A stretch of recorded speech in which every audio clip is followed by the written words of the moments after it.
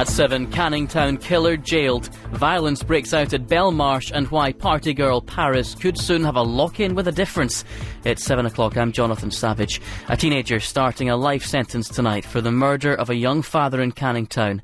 18-year-old Bradley Tucker will serve at least 25 years for shooting dead Peter Woodhams outside his home in August last year. He and a group of youths had previously carried out a campaign of intimidation against their victim. His victim's father, Peter Woodhams, says he feels a sense of relief. I won't say happy, but contented to know that... Prisoners at an ultra-high security wing at Belmarsh have caused a violent disturbance, injuring 4 members of staff. It was triggered when an inmate believed to be a terror suspect refused to hand over a laptop computer with which he was suspected of tampering. The jail within a jail at Thamesmead holds some of Britain's highest-profile Islamist terrorists and terror suspects. Woolwich Crown Court's been hearing why an alleged would-be suicide bomber dressed up in his mother-in-law's burqa as he fled London. Yasin Omar, the so-called Warren Street bomber, says he ran away afterwards, fearing he'd be shot by officers like in the case of Jean-Charles de Menezes. 6 men deny plotting murder on London's transport network. The parents of a little girl missing from their Portuguese holiday apartment believe she's still alive. 3-year-old Madeleine McCann was last seen last night sleeping soundly. It's feared she was later abducted. The SNP have pulled off the unthinkable for Tony Blair to become the biggest party in the Scottish Parliament. Alex Salmond's party has one more seat than Labour. Mr Salmond now faces the task of trying to form a coalition government on a platform of independence from Britain. Sky's political editor Adam Bolton says Scottish politics will change profoundly. We're going to have a party with a completely different agenda from Labour actually running the country. What's more, we're going to have Alex Salmond, someone with national prominence, still keeping his seat at Westminster, so coming down periodically to taunt Gordon Brown. In sport, Leeds United have been relegated to League One after going into administration. With debts of £35 million, they've accepted an automatic 10-point penalty. And Paris Hilton could be swapping a room in one of her dad's swanky hotels for a prison cell. That's if LA prosecutors get their way. They want the star jailed. The heiress is due in court later on a probation violation for allegedly driving on a suspended licence. London's travel, there are long delays heading out of town on the A12 from Hackney Wick to Wanstead because of an accident. London's weather for tonight, dry and cloudy with a cool wind, a low of 9 degrees Celsius. Sunset is at 8:26, rises again tomorrow at 5:25. Dry all day Saturday, sunny in the afternoon with a high of 19 degrees Celsius. LBC, it's 7:03.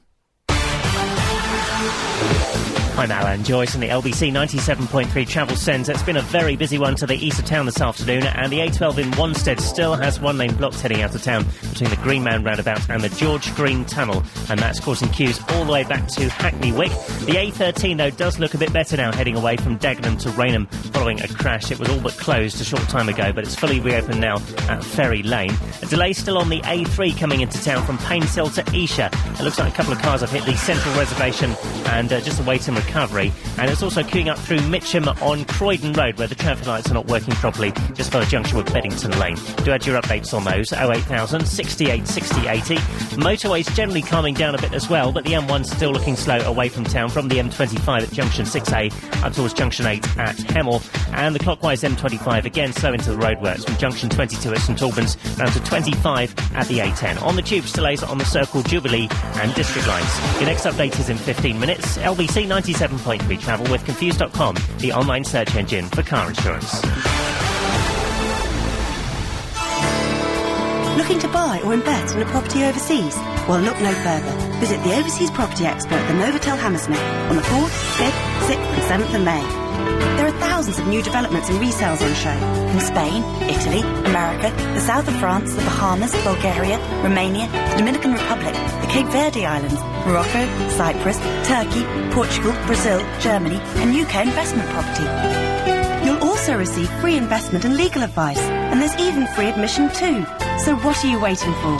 Visit the overseas property expert, the Novotel Hammersmith, on the 4th, 5th, 6th and 7th of May, from 10 a.m. till 9 p.m. Call 0800 310 1218. That's 0800 310 1218. Or see local press. Admission free. Unhappy with your weight? Need to lose a few pounds? Well, Eurodiet, a medically supervised diet well known in Europe, has now launched in the UK. Our easy-to-follow diet includes 7-day-a-week professional support and all of your meals delivered to your door. Sign up now on 0870 990 8911 and get your first week's food for free. Or visit eurodietuk.com. Our nutritionists and nurses are waiting to help you. Eurodiet. It's not a diet, it's a way of life. Call 0870 990 8911. LBC 97.3. Iain Lee's Good Evening. Sunday, Monday, happy mushy peas. Tuesday, Wednesday, happy The mushy peas. Thursday, Friday, happy The mushy peas. Weekend comes, my cycle hums, ready to race to you. Good evening. I like the mushy peas. I've got a mouth for the sausage. Good evening. Sunday, Monday, happy days. Tuesday, Wednesday, happy days. Thursday, Friday, happy days. Saturday, what a day. Grooving all week with you. These days are all 7 degrees. These days are all happy and free. Bill. These happy days are yours and mine. These happy days are yours and mine. Happy days. Yum, yum, yum, up your bum. 0870 9090. That was good. We should do that every Friday. That was invigorating. Why did we stop doing that? Because, ladies and gentlemen, we haven't got a clue what we're doing. Let's dive straight in there. Line 3, you're on the wireless. Oh, thank you. You're welcome. Thank you. You're welcome. What's going on with the little girl in Portugal? I don't know, and we probably shouldn't talk about it. Oh, okay. So what's the subject then for tonight? Well, the first 30 minutes of the show, there is no subject, and for the last 2.5 hours, there are no subjects. Okay. So, how do I get in touch then? Well, you're in touch, you're on touch, you're on the radio. Right. I was listening to the news when I come home from work about the 3-year-old little girl. Yeah, I know. I don't think we should talk about that because it's happening now. There's a very distraught family. Yes. And what could we add to what could we do that would be in any way helpful or useful? Nothing. So No, nothing at all. Probably best not to mention it. 3-year-old little grandson. I know, and it's it. I knew how I Well, was let's not talk about that. Okay. Then. Anything else you want to talk about? The weather. Away you go. Where I go or where I've been. I just come back from a Nile cruise in Egypt. From a what cruise? Nile cruise. A Nile cruise. Yeah. 46 degrees. We couldn't even sit in we couldn't even... When it gets hot, you can't sit? Sorry? I say, when it gets hot, you are unable to sit? Well, you can sit, but you Right. can't sit in the sunshine. No. That's what I'm saying. No. Yeah, and, I mean, we were up at 7 o'clock in the morning. Oh, right, yeah. Sunbathing till about 8:30. Yes. Then off on our tours and whatever. Tours. Back at 11 o'clock. Why would you go to the Nile and then sunbathe? Why not? Well, I would go and look at the Nile. Oh, yeah. Yeah, I looked at the Nile. I had a big time looking at the Nile. Yeah, okay, we had a big time looking at the Nile. 40 photographs. So. Okay. It just seems odd to go to the Nile. I wouldn't have thought of the Nile as being a sunbathing spot. When you're on a cruise, yes. Yeah, okay. Yeah, because in between times, you have time to sunbathe. But you don't cruise up the Nile, do you? Yes, you do. But that's a river, isn't it? Yes, it is. You can cruise up a river? No, you go... Yes, you do, because the Nile goes south up to the Mediterranean. Okay. So you go south to north. South to north. Or north to south? No, south to north. Because the Nile comes out at the Mediterranean Sea. Okay. Well, So there you go. Countries. I've learnt something there. Well, that's what the first time I went to Egypt, I wondered why I was in the north in Cairo, yes. then in the south in Luxor. Yes. They told me I was in the south in Luxor, in the north in Cairo, yes. because it goes out onto the Mediterranean. Fantastic. Well, thanks very much for that. Okay, a little bit of information. A little bit of information. It was dull information, but it was a little bit of information nonetheless, so thank you. Line 1, you're on the wireless. Oh, good evening, mate. How are you today? I'm all right, although I think I've severely damaged my left arm. What did you do? Well, I've been doing kind of different stuff at the gym, and I thought I was being a hypochondriac, but I didn't take my top off. I nearly took my top off in front of Helen and Lucy downstairs, and they both went, "Oh, your shoulder's a bit funny." And what it is, my left shoulder right? You know you've got like a bony bit on your shoulder. Yes. Right. The bony bit on my left shoulder is really pronounced. It's bonier than normal. And I think, now this could be me being a hypochondriac, I'm not sure. I think my left arm is going a little bit numb. Oh, that's bad news, mate. In fact, I'm almost certain it's getting worse by the second. I dislocated my left shoulder by accident a couple of years ago. How did you do that? In my sleep, I woke up in agony. Yeah. And I dislocated my shoulder, and do you know what? It's given me trouble ever since. I really hope you haven't done that. I was about to say, you're saying that as though maybe I've dislocated my shoulder. Well, I don't want to, make you think something bad happened. It's nothing. It's nothing, mate. If I got a strong chap, for example, Lady Alex, to pull my arm, like they do in films, you're hoping it'll go click. Will it cure me? It could pull your arm off. That's the trouble. It's the trouble. Listen, isn't it? do you know what? The reason I rang... Well, actually, no, not the reason I rang, but what I wanted to say was your show last night on the TV was good. Well, thank you very much. And do you know the most amazing thing I learned from that show? What? Apart from the scintillating script and the very entertaining little vignettes with David and Victoria going into the shops, etc., which was very entertaining. Yes. The most amazing thing was that someone has given Ross King work in LA. Do you know what? Apparently, he's really successful. This is what he works over there and makes a stat load of money. He entered a competition in LA to like a reality show where the winner gets the job being a weatherman. Right. He won it, so he got a job as this is Ross King, the irritating little Scots fella. So he works as a weatherman, and he gets loads of work in LA. He lives over there now and makes more money there than he did here. Isn't that amazing? There's hope for us all, then. There is, because he's bloody useless. He's useless. Terrible. That's what I thought. I thought, what's that git doing on the TV over there? Yeah, I know, incredible, isn't it? Incredible. Come here, can I ask you one other thing? Yes, you can, Andy. This is the real reason I rang. Okay, we've got there at last. Okay, fine. I was listening to some other radio station today, and there was a woman on it who's written a book, and it's called Men! ! Oh yeah, Men! Yeah, and apparently her conjecture is that it's impossible for middle-aged women in London to find a available suitable man. That old chestnut, yes. Yeah, exactly. She's written a book and got a lot of publicity. But I mean, I've been listening to your show the last few weeks, and you keep having people ringing up. I mean, Matey, the traffic guy's... Matey, the traffic guy. Alan Joyce is seeing... Well, I shouldn't say anything. Well, no, what the hell? He's going out on a hot date with a different woman every night now because of this show. Yes, and then last night you had a couple of girls that rang up wanting to go out with you. Yeah. Yeah. I mean, is this true? Are there loads of women in London gagging for it? Because I'm moving back there. Well, do you know what? I think there probably are. I think there's women in their late 30s, early 40s that could well be up for it. See, here I am living out in Ireland, right, in this paradise, in this peace and this lovely place, and I'm a very eligible single man. Do you think I can find a nice bird? No. Well, maybe you're ugly. I don't know, Andy. I'm just guessing. I heard Julie Burchill speaking for the first time the other day on the Jeremy Vine show. Have you heard her speak? She talks like Vicky Pollard. Well, I want to say, right... I can't do it because she had that thing where her voice goes up at the end of the sentence, like Australians. So the thing is, they should be eating turkey Twizzlers. I can't do it. I can't speak like her. God, she was quite funny, but irritating. I mean, she just kept calling this woman a cow. 6, you're on the wireless. Where in the world, PC world? Yeah, fantastic. I'd like to hear some Beatles, so I'm going to go to line 10. Come on!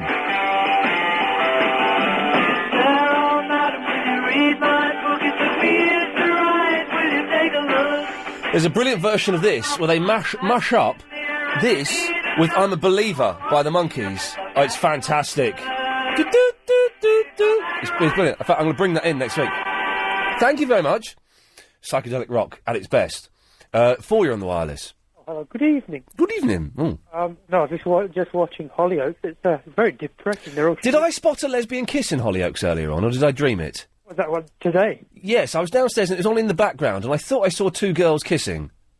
Could be. They're all just sleeping with each other, and they're all mentalists. Excellent. It's sort of like Croydon, only they're better looking. Yeah, they are beautiful people in the Hollyoaks. Very beautiful. One thing I wanted to ask you, Steve Allen, in the past, used to say that for a 3-hour show, it takes 3 hours to prepare and 3 hours to debrief. So that would mean you all work 9-hour slots, which I find a bit difficult to believe. What's the sort of time scale? I get in at 6:15. And then you leave at? 1 minute past 10. Okay, so it's The not producer stays around a bit longer because they have to make a podcast and put that out. But Steve Allen is doing what he often does, talking out of his backside and trying to make it sound like his job is harder than it actually is, when really it's a very, very simple thing to do. Oh, and one other thing. Yes. You've been to Pakistan, you said. Yes, I have. But that seems like quite an unusual holiday. Was it to visit? It wasn't a holiday. I was working over there for 3 months. Was it one of your Sky programmes there? No, this was years ago, before I was on the telly, and I was working behind the scenes on a film, and it involved going to Pakistan for 3 months, and it was absolutely fantastic. I loved it over there. Because some of the things I've seen you on TV, I mean, you're usually very good, but, a bit of a potty mouth at times. I mean... Yeah, correct. Usually very good, and potty mouth at times. I think that sums me up quite well, to be honest. It's the travel news. It's Alan Joyce. Thank you very much. The A12... You're welcome. That's all right. In Wanstead, there's still one lane blocked heading... Of the hits. Line 4, you're on the wireless. Hello, it's Barry. Hello, Barry. How you diddling? I'm all right, but can I tell you something that's disappointed me today? Go on. I was reading Time Out magazine. I don't know if you take it. Yes, I've seen it. And there was a review of the new Mitchell and Webb movie. Oh, yes, they're very poor, aren't they? Oh. Well, it said the film wasn't very good, and I just thought that was surprising.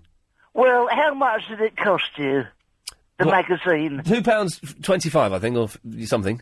Well, for a mere £2, I could have told you it was going to be rubbish. OK, well, that's interesting. Anyway, Barry, what can I do for thee? Well, talking of entertainment, perhaps the Time Out magazine might enjoy this. Oh, yes. Yes. No, it's not that. Good. It's the return of Ronald Duck. Hello, Ronald. Have you been taking the children's sweets? It's really embarrassing. You've been taking the children's sweets again. Yes, you have. And so it goes on. Oh, my God. That was very good. I shouldn't have moaned. Christ, I never should. I'm a silly old kid. And my impersonations are... OK, thank you, Barry. Yes, OK, we got there just in time.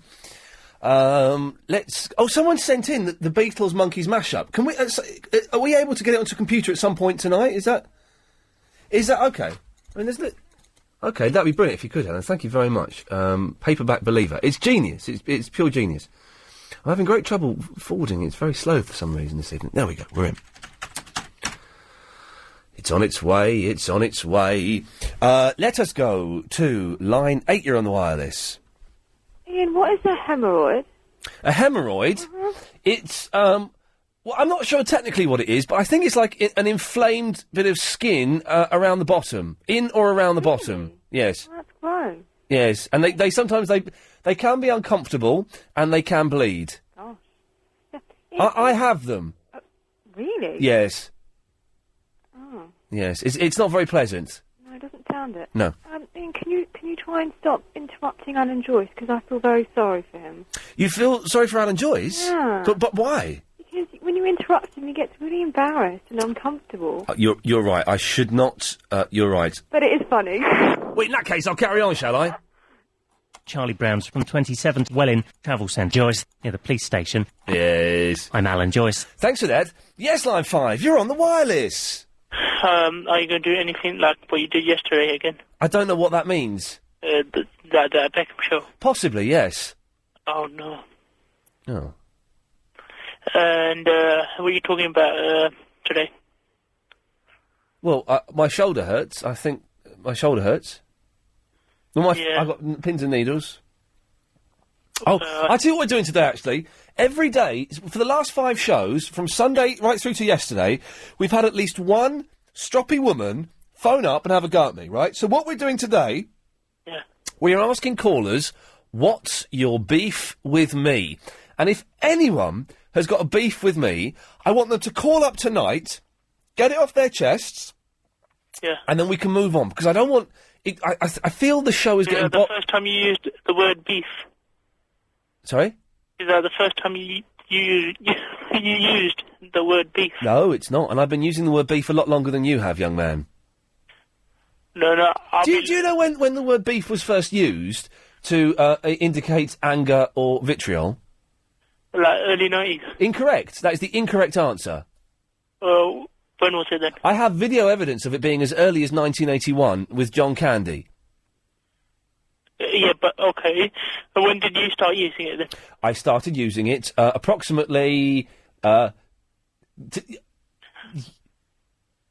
Exactly, you don't know. Earlier on today. See, I've been using it a lot longer than you then. OK, well, you're an idiot. So, we're asking people to call in and to get their beef off their chest. And then from Sunday onwards, I want all the shows to be friendly and fun.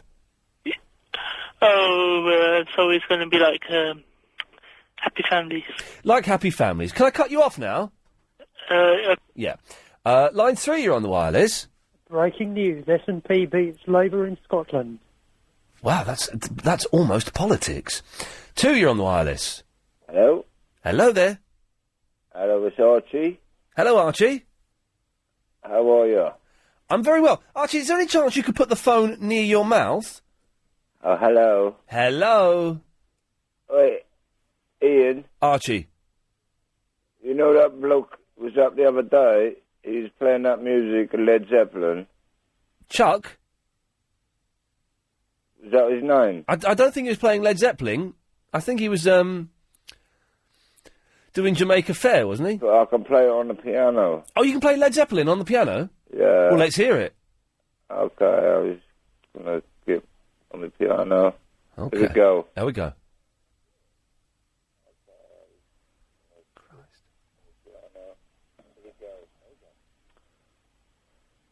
Go on, then. Archie? Play it, or are you...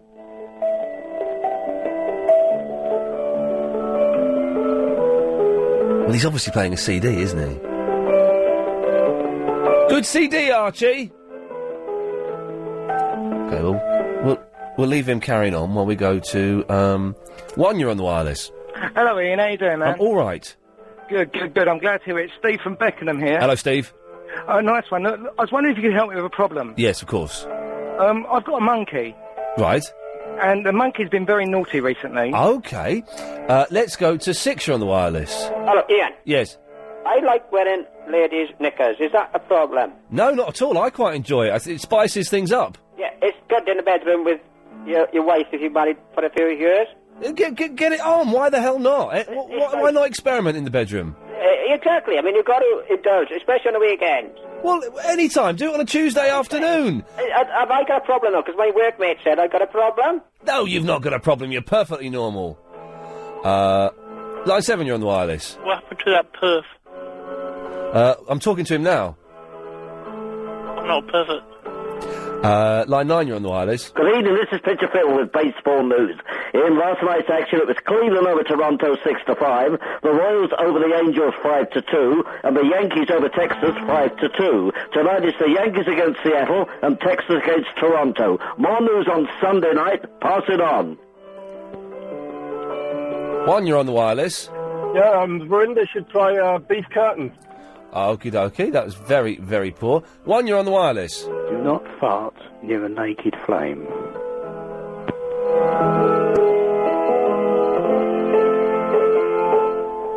Are we getting to the end there? I can't...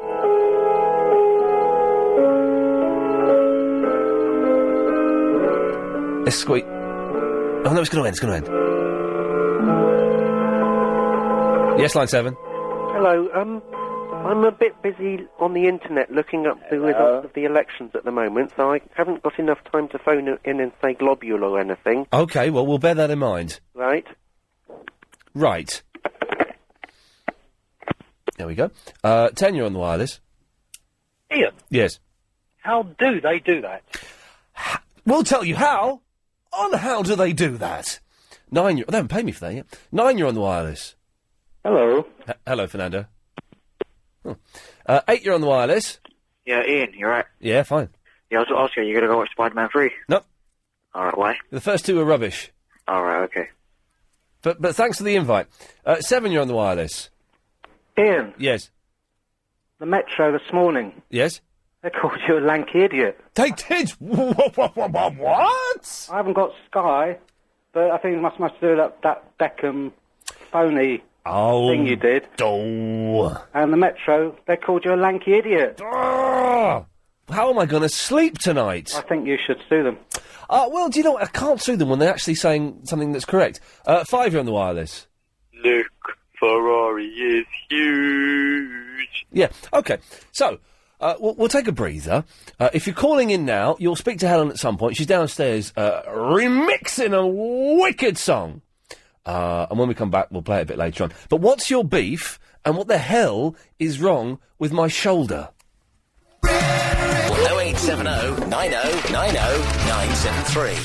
So I don't know what's happened, but my shoulder, right, get this. So you just touch yourself now, everyone. Get your hands and put them up to your shoulders, and you'll find like a big knobbly bit, right? Sort of at the front. Sort of the top, but at the front a little bit. There's like a big knobbly bit. Have you got it, Alex? Am I describing it well enough for you to find it? I haven't found my knobbly bit. You might want to go up a little bit more. Yeah, You got it there? Yep. Well, the knobbly bit on my left is much bigger than the knobbly bit on my right, but it's only just happened the last couple of days. Yeah. Can you see if I... Oh, you can't see, can you? You look like you got one shoulder a bit longer than the other. Longer? What does that mean? Which one would you say is longer? You're right. Oh, well, I think I have. No one has shoulders longer than other shoulders, do they? They could do, I suppose. I don't know. But I got a big knobble there. And it started happening... Well, I noticed it today. I noticed it yesterday. I was at the gym on Wednesday, noticed it today, and I was at the gym today. And just this evening, talking about it, my left arm is going numb. But I might be imagining that bit. I don't know. Does anyone know what it is I'm describing? I'm going to the physiotherapist tomorrow. I panicked a bit in the office and decided to book a jaunt to the physiotherapist. But I don't know. Is there anything I can do to make it feel a bit better? 0870 90 90 973. And also...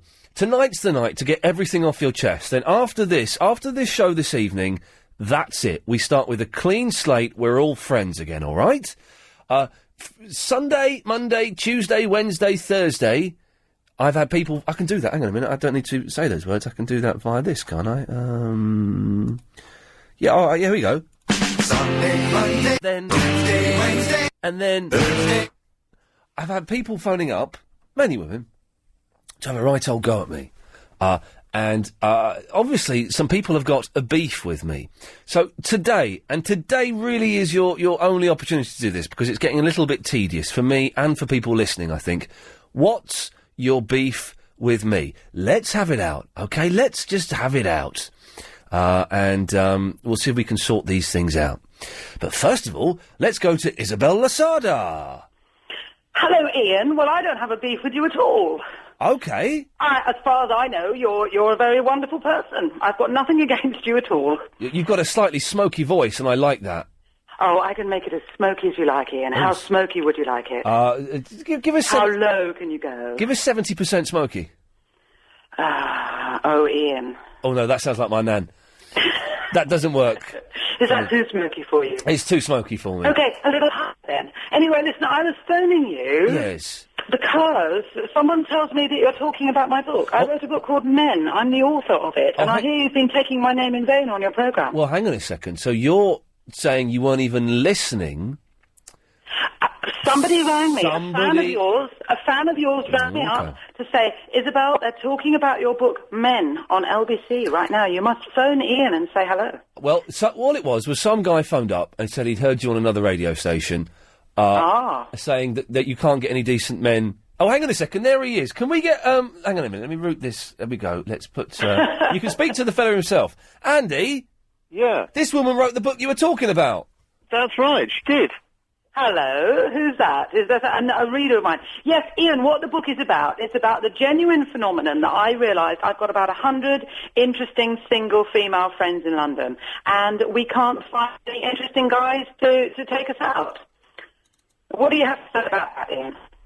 What? I was reading my email. Sorry, I wasn't listening. What did you say? Oh, I said, yes, the book is about the fact that I have hundreds and hundreds of really interesting single female friends. Yes. And if I have a dinner party or go on a picnic or something Yes. like that, we can never find any men who aren't either married, taken or gay. Well, to join us. those women must be either mental or munters. It's one of the two, because I know hundreds of single men. Do you? Yes. Oh, well, you're obviously the man to hang around with then. Well, no, not at all. I don't like going outside of my flat. But there are hundreds of single men. Is that so? Is that so? I bet we could get. I bet we could get 500 phone. Not 500. That's an exaggeration. I bet we could get 3 phoning up this evening easily. Isabel? Yeah. Yeah, do you might remember, I actually spoke to you when you were on the radio on the station in Ireland the other day. Oh, from Jerry Ryan programme. That's right, yeah. No, you see, although your book is obviously very good, I do have to raise the issue with you. I really don't think you're right. I think the problem is that all your lovely female friends can't find all us eligible single males. I think that is the problem. But Ian, can I just explain that I am specifically talking about slightly older women over the age of 35, for example. Yes. I think it's a lot easier for women, say, 25. I'm talking about women in their 30s and 40s. Yes. Yes. Yeah. I think you know, all the best guys are taken by that time. Do you agree, Ian? I would completely 100% disagree with you on that. Absolutely right, absolutely. Yeah, I think you've got it more wrong than you could ever possibly believe. Well, I really hope you're right. I really, really hope you're right on behalf of all my gorgeous single friends. So where should we be looking, Ian? Are we all looking in the wrong places? Well, I don't know. Where are you looking? Well, I've been in lots of careers. First of all, I was a ballet dancer, which was obviously a very bad idea. Yes. And then I was in the theatre, and all the guys were gorgeous, but they were all gay. Can I ask, Isabel, are you single? I am, yes. I suspect I know why. Why is that? Because my voice is wrong. No, because you're terrifying and you won't shut up. That's why. You're scaring them away. Am I? Yes. I see. Well, what can I tell you? I thought you wanted me to phone in. I thought you were asking me to give my opinions. What? She's getting mad. Isabel, to me, actually, do you know what? To me, you sound really nice and extremely sexy and very, very nice and very interesting. And I would absolutely love to meet a woman like you. But you don't go to the same places that the men that you're looking for go to. Where do you go? Well, you see, this is the problem. I don't go anywhere because I don't know where to go. So where do you go? Well, you should have written a book. This is one of the things I talk about in the book. So shut up. In the book, Men, I do say that I think that women go to the wrong places. I think we're guilty. That's true. Women and men are doing different things with their time. Around here, you often see lots of guys at the pub on a Friday night, they're all standing there with their ear. Presumably they're looking to meet women. The women aren't there. Isabel, hang on. Paul wants to crack on to you. Paul, give it a go. Hello, Paul. Best of luck. Hello, Isabel. I need to ask you 3 questions before we proceed. Right. Is that all right? Yes, please. How many cats have you got? None. Good start. Good start. Through the first one. Okay. That's unusual. Yeah. Do you have a budgie? No. Fantastic. This is good. Keep going, Paul. You're getting there. What do you look like? What do I look like? If you go to my website... Just quite... Oh, no, I've got my... do you know what? For the first time in years, I've taken my computer out because I'm cleaning. I'm having a spring clean. When you say cleaning, do you mean clean? Listen, let me tell you, you can look it up later. Isabel, Isabel. Hold on. Isabel. All right, I'm having a look. Paul, can you hear me? Because I've looked and she's quite fit. Really? .com. She's got big teeth. You surprised, Ian? No, that's kind of how I imagined you. Isabel, what's the address? Isabel, Isabel. Yeah. LOSADA.com. IsabelLosada.com. Oh, right, okay. Isabel Losada, you've written other books as well, haven't you? I have, yes, I have. Oh, right, because unfortunately all of the women in my writers group, they're either married or... Mental or ugly. Mental, yes.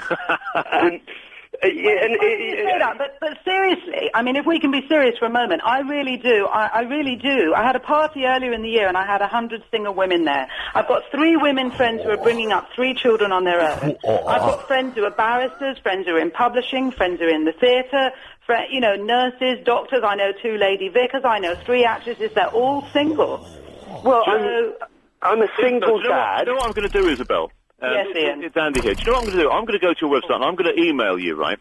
Okay. And you can email me through my website. If you scroll down on the left-hand side, there's a contact page. I'm going to do that, and I will. I don't live in London, but I will come to London specifically for the reason of meeting one of your eligible single friends. Okay, that would be lovely. I absolutely Isabel, mean that. If you want a venue for them to meet such people... Yes? Hello? Oh, hello? I'm still here. Yes, sorry, I thought I got cut off. It was my battery saying it's low. Ian, can I just say you're being very generous with your radio programme?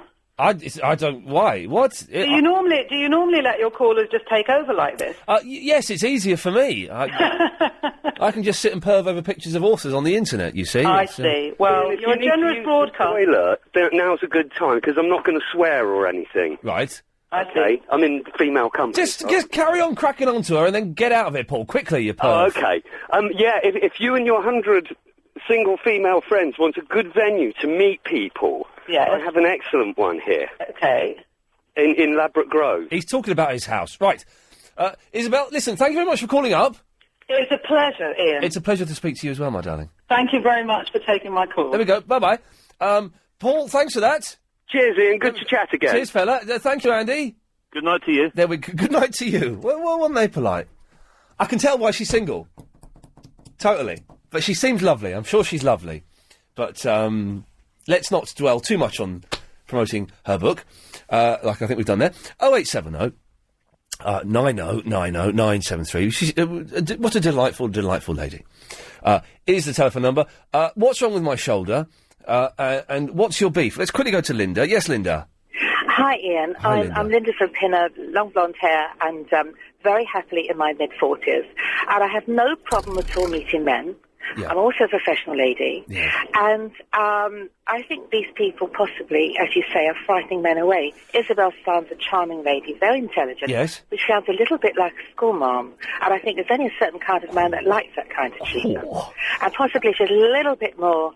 laid back and whatever. She may be more successful. Again, and listen, I think when she said that I found that she was terrifying, I think she got a little bit defensive and a little bit offended, and there was no reason for that, because she sounds delightful, but she did sound terrifying. And I can see, this is coming from a male perspective, I could see that her personality would scare men away. I think you're right. I think you have to be softer, you have to have a little bit of mystery, and... you obviously, you need to be attractive and whatever, but if you go to bars, on dating sites or whatever, there's lots of lovely guys out there, and in my mid-40s, I have no problem at all. It's the best time of my life. Linda, thank you for that. Looking at this picture, I can see what's wrong. I can see why men are afraid of her. She's only got one leg. That's what the picture is telling me, although, of course, people with one leg... Oh, I've got myself in serious trouble. Let's go to the travel. Alan Joyce. Yes. Travel. Thanks. The A3 is slow heading into town between Painting... Ash, hit me with it. Hey, Mr. Lee, good evening. Good evening. I have to say, I have a beef with LBC. And do you know why? Go on. Why did they move you to another time Oh, I knew you were going to say that. You know what? You were perfect in drive time because it was really fun. Now you're at least... I'm missing Verinda. I'm missing that hardcore chav that you had on. I'm missing all the gang. I have to subscribe to the podcast just to listen to you, and I miss you, man. Man, listen, I miss you too, Ash, and I miss the fact that we don't have any listeners during this slot, but there's nothing I can do about it, and, we have to just accept it and get along as best as we can, Ash. Okay, and can I say, that woman that called up about that book, Men? Yes? Right, I met my wife, and she was over 35, and we just met via the internet, but, that woman sounds like she just has no idea of how to date. Okay, I'm scared to say anything bad about her because I'm afraid she'll eat me alive. Matt, don't worry, that's a fun thing to do on a Friday night, trust me. Okay, cool, well that sounds good. Well, line 3 hasn't called in for a long time, we'll get to that later on. It's Josh in the South Norwood. Hi, Ian. Hey, Josh. My first beef is that you can't really have a beef. You just have beef, really. That we don't have what? You can't have a beef. Oh, so you can't have a beef with me? You have beef with me? Yes. That's wrong. My second one. No, that's wrong. You can have a beef with me. You can have a beef about this show. Okay. Because beef means a problem with. So what's your beef? What's your beef? Do you have a beef? Yes. You do have a beef, don't you? I have beef. You have a beef, yes. Yes. Next one. 2 callers stole what I was going to say earlier. Oh. Well, they I was stole going it? to ask about Spider-Man, and I was also going to ask... Well, you were going to ask me if I was going to go and see Spider-Man 3? If you've seen it already. I will never see it. Even if I'm stuck on an aeroplane for 24 hours and that's the only film they're showing on a continuous loop, I will not watch Spider-Man 3. Okay. And what, were you going to talk about your book, Men? No. The thing in the Metro. Oh, saying... Free newspaper, so... So a lot of people have seen it. How he has license to insult you. So, well, thank God I wasn't travelling on the tube today. Otherwise, I'd have been there and everyone would have been sniggering at me. I mean, what's that? Oh, the Metro's called me a... So what did it say about me then, Josh? It called you a lanky idiot. Oh, dear. Oh, well. I've been called that for the last 28 years of my life, so, you know, I think I'll be fine. Okay. But thanks, Josh. Thanks. There we go. What the... Where the hell have you been? Hello, you. Yeah, where have you been? Well, around the corner. What? What? Yes. So you phoned up Clive, and you haven't phoned me up once this year. Well, I wanted to have a bit of a rest, so we have a good talk when I phone you. You know there's now a rubbish Tallulah impersonator. I heard her, and I thought she was quite funny. She's funny, but she's not very good. Well, that's for you to say. And me to find out. What? No, she nearly convinced She nearly convinced you that you were phoning in? It was a bit like that. It hurt her. Wow, that could have blown But your then mind. she didn't pass the rock and roll test. No, exactly, and the rock and roll test, as we know, is... Oh, listen, I'm going to play a song later on, but can I play the beginning of a song? Okay, hang on. What song do you think that is? I know it. The Monkeys? Yeah, and what's the song called? Yeah, the Monkeys. Hello, you're right. Yeah, come in, of course. I was just send the cleaners to come in. Try. What's the song called? Ha here with the Monkeys or something like this. How we are the Monkeys?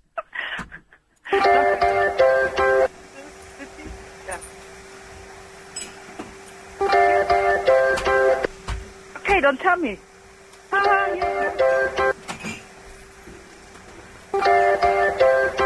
probably could be we are the Monkeys. No, it's not. I'll play it later on. Anyway, Tallulah, what did you call in for? You know what? Do you agree with me when ladies are looking for partners? You have to speak up a little bit. They've got the cleaners in. Okay.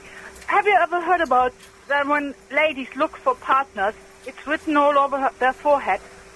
I have not heard of that, no.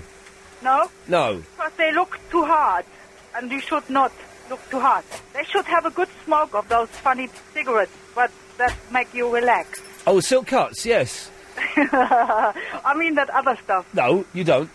Well, I do mean. Well, but you can't say that.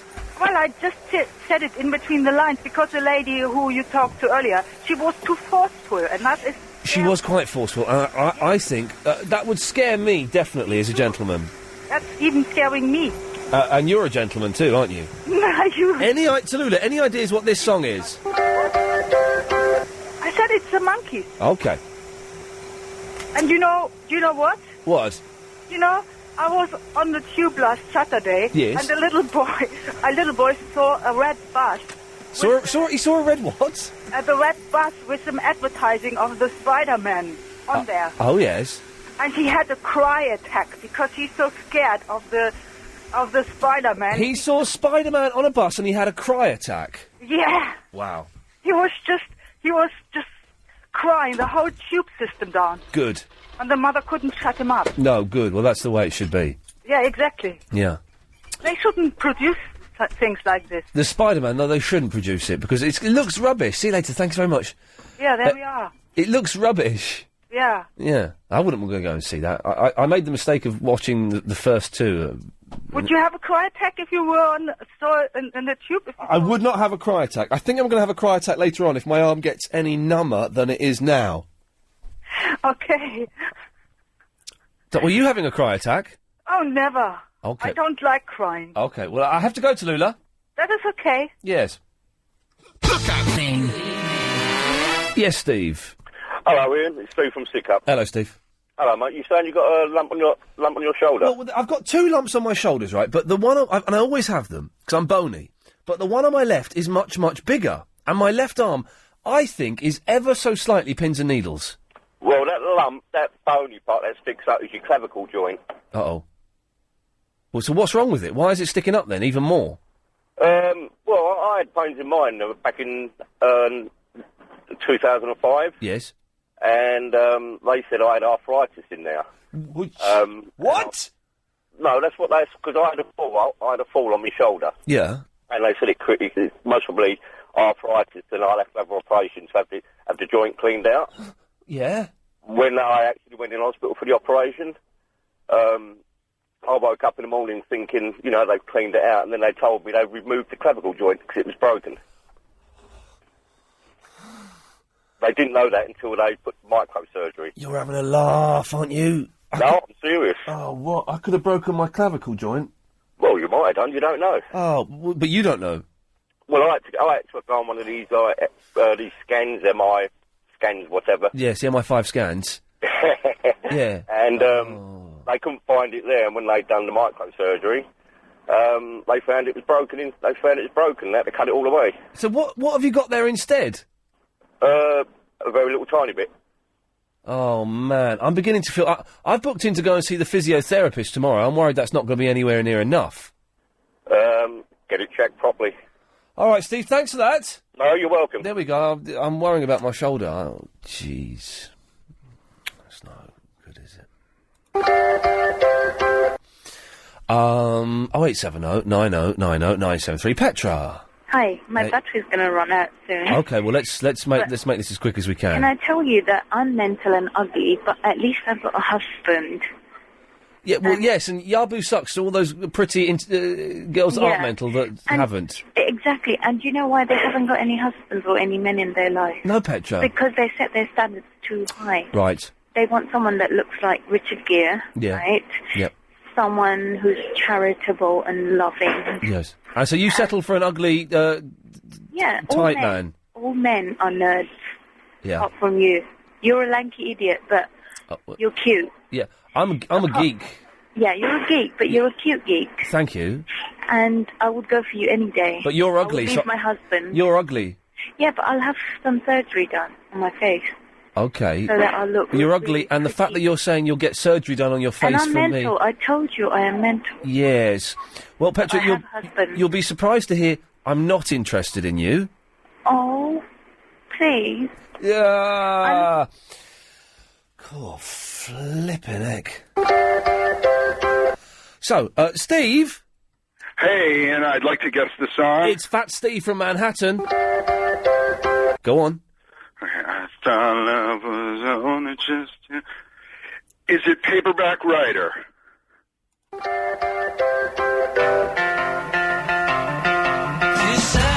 He's a genius, Stephen. Well done, sir. We'll play it later on. Thank you very much. There we go. You see, it's an American man actually knowing something. 0870 9090 973. Seriously, if you have a beef with me, for example, if, I don't know, I slagged off marathons or something, and you want to have a little argument about that, feel free to. Tonight's the night to do it, ladies and gentlemen. The poon!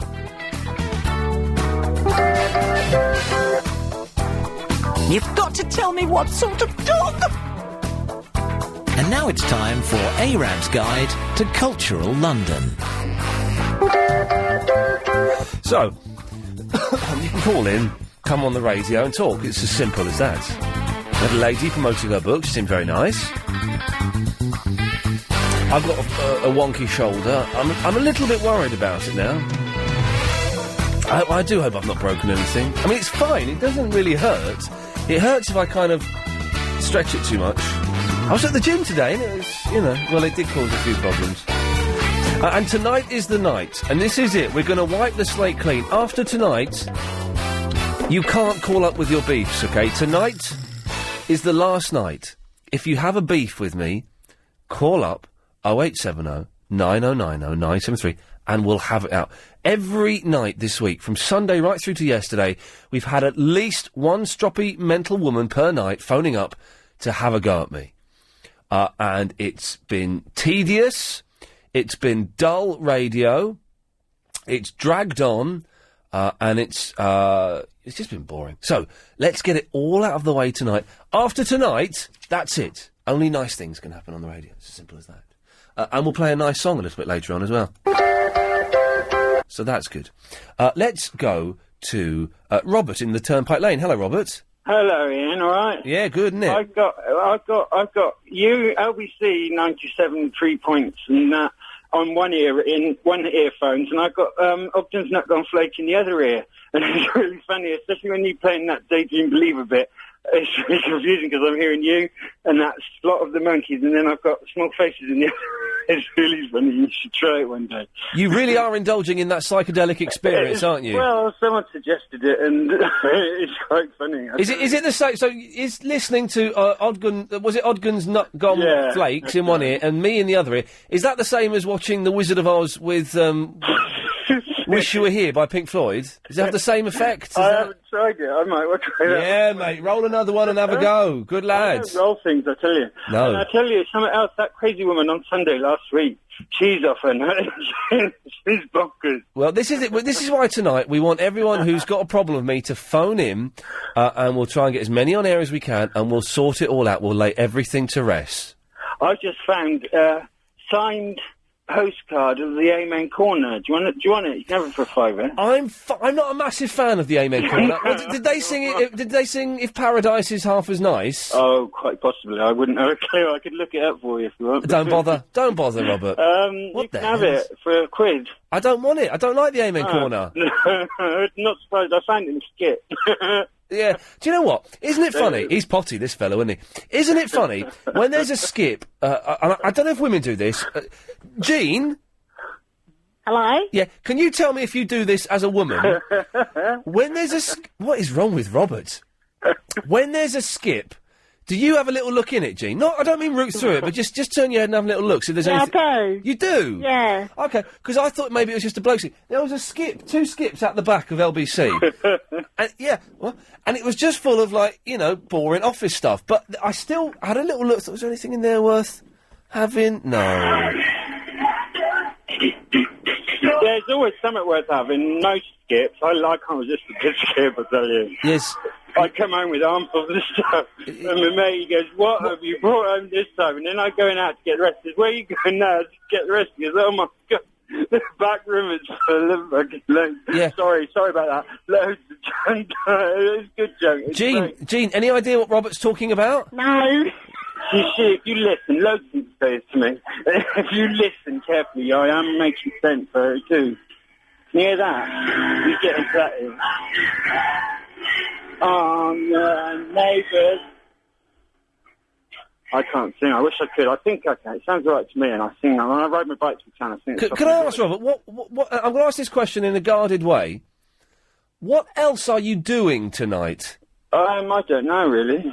Probably just sit and listen to LBC. Might watch. So you're not doing anything tonight? No, not really. Okay, just. I have no plans. Why? No, I just wondered if you were doing anything. Oh no!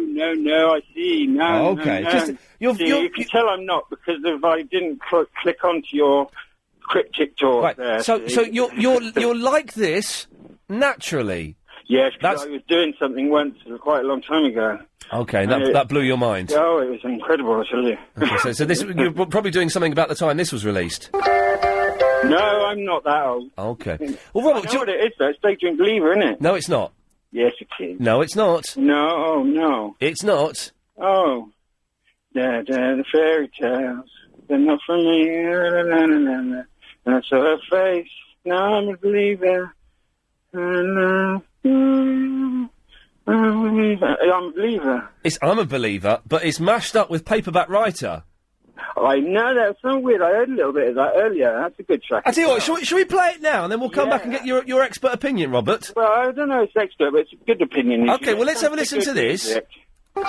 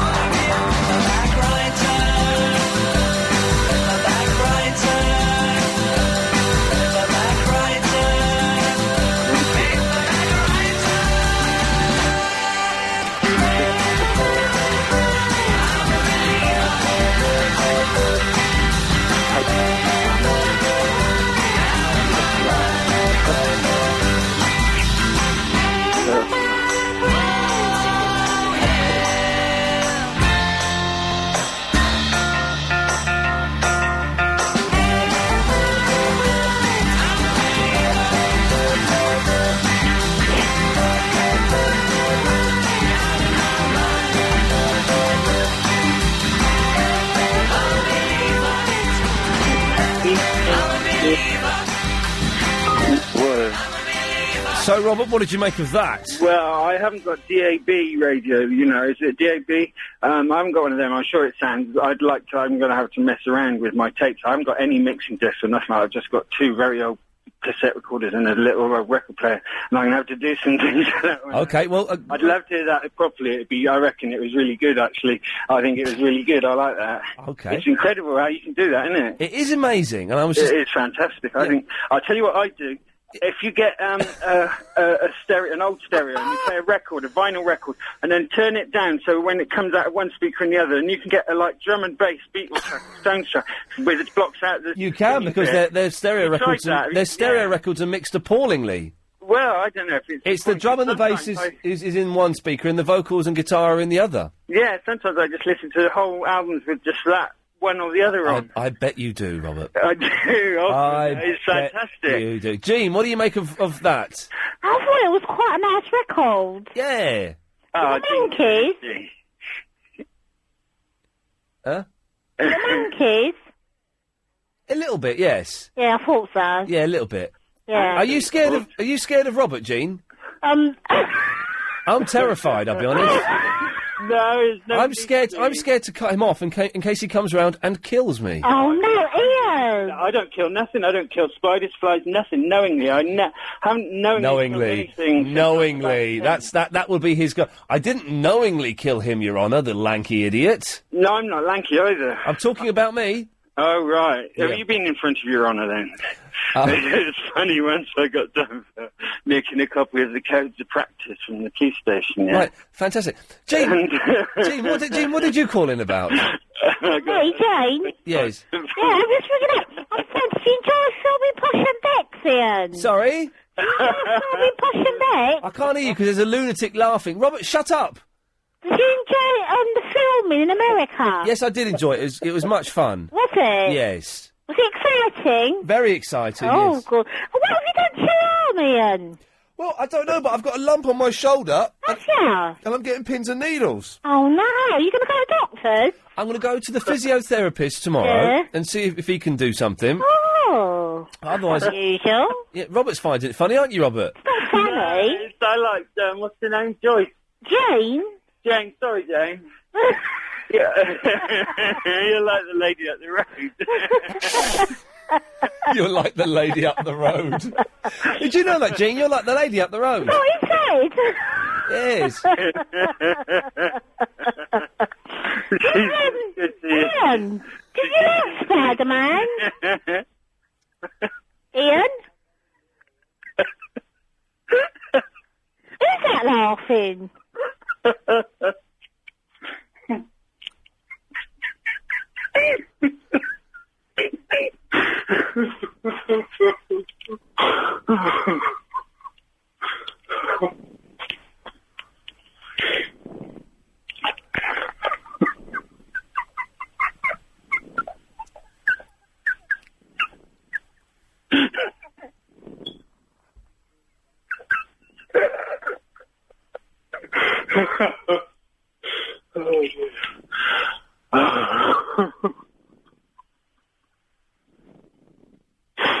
Hello? Hello? Hello, Joyce. Hello, Joyce. Hello. I love it. Oh, there you go, sir. Thank you very much. The M25, the...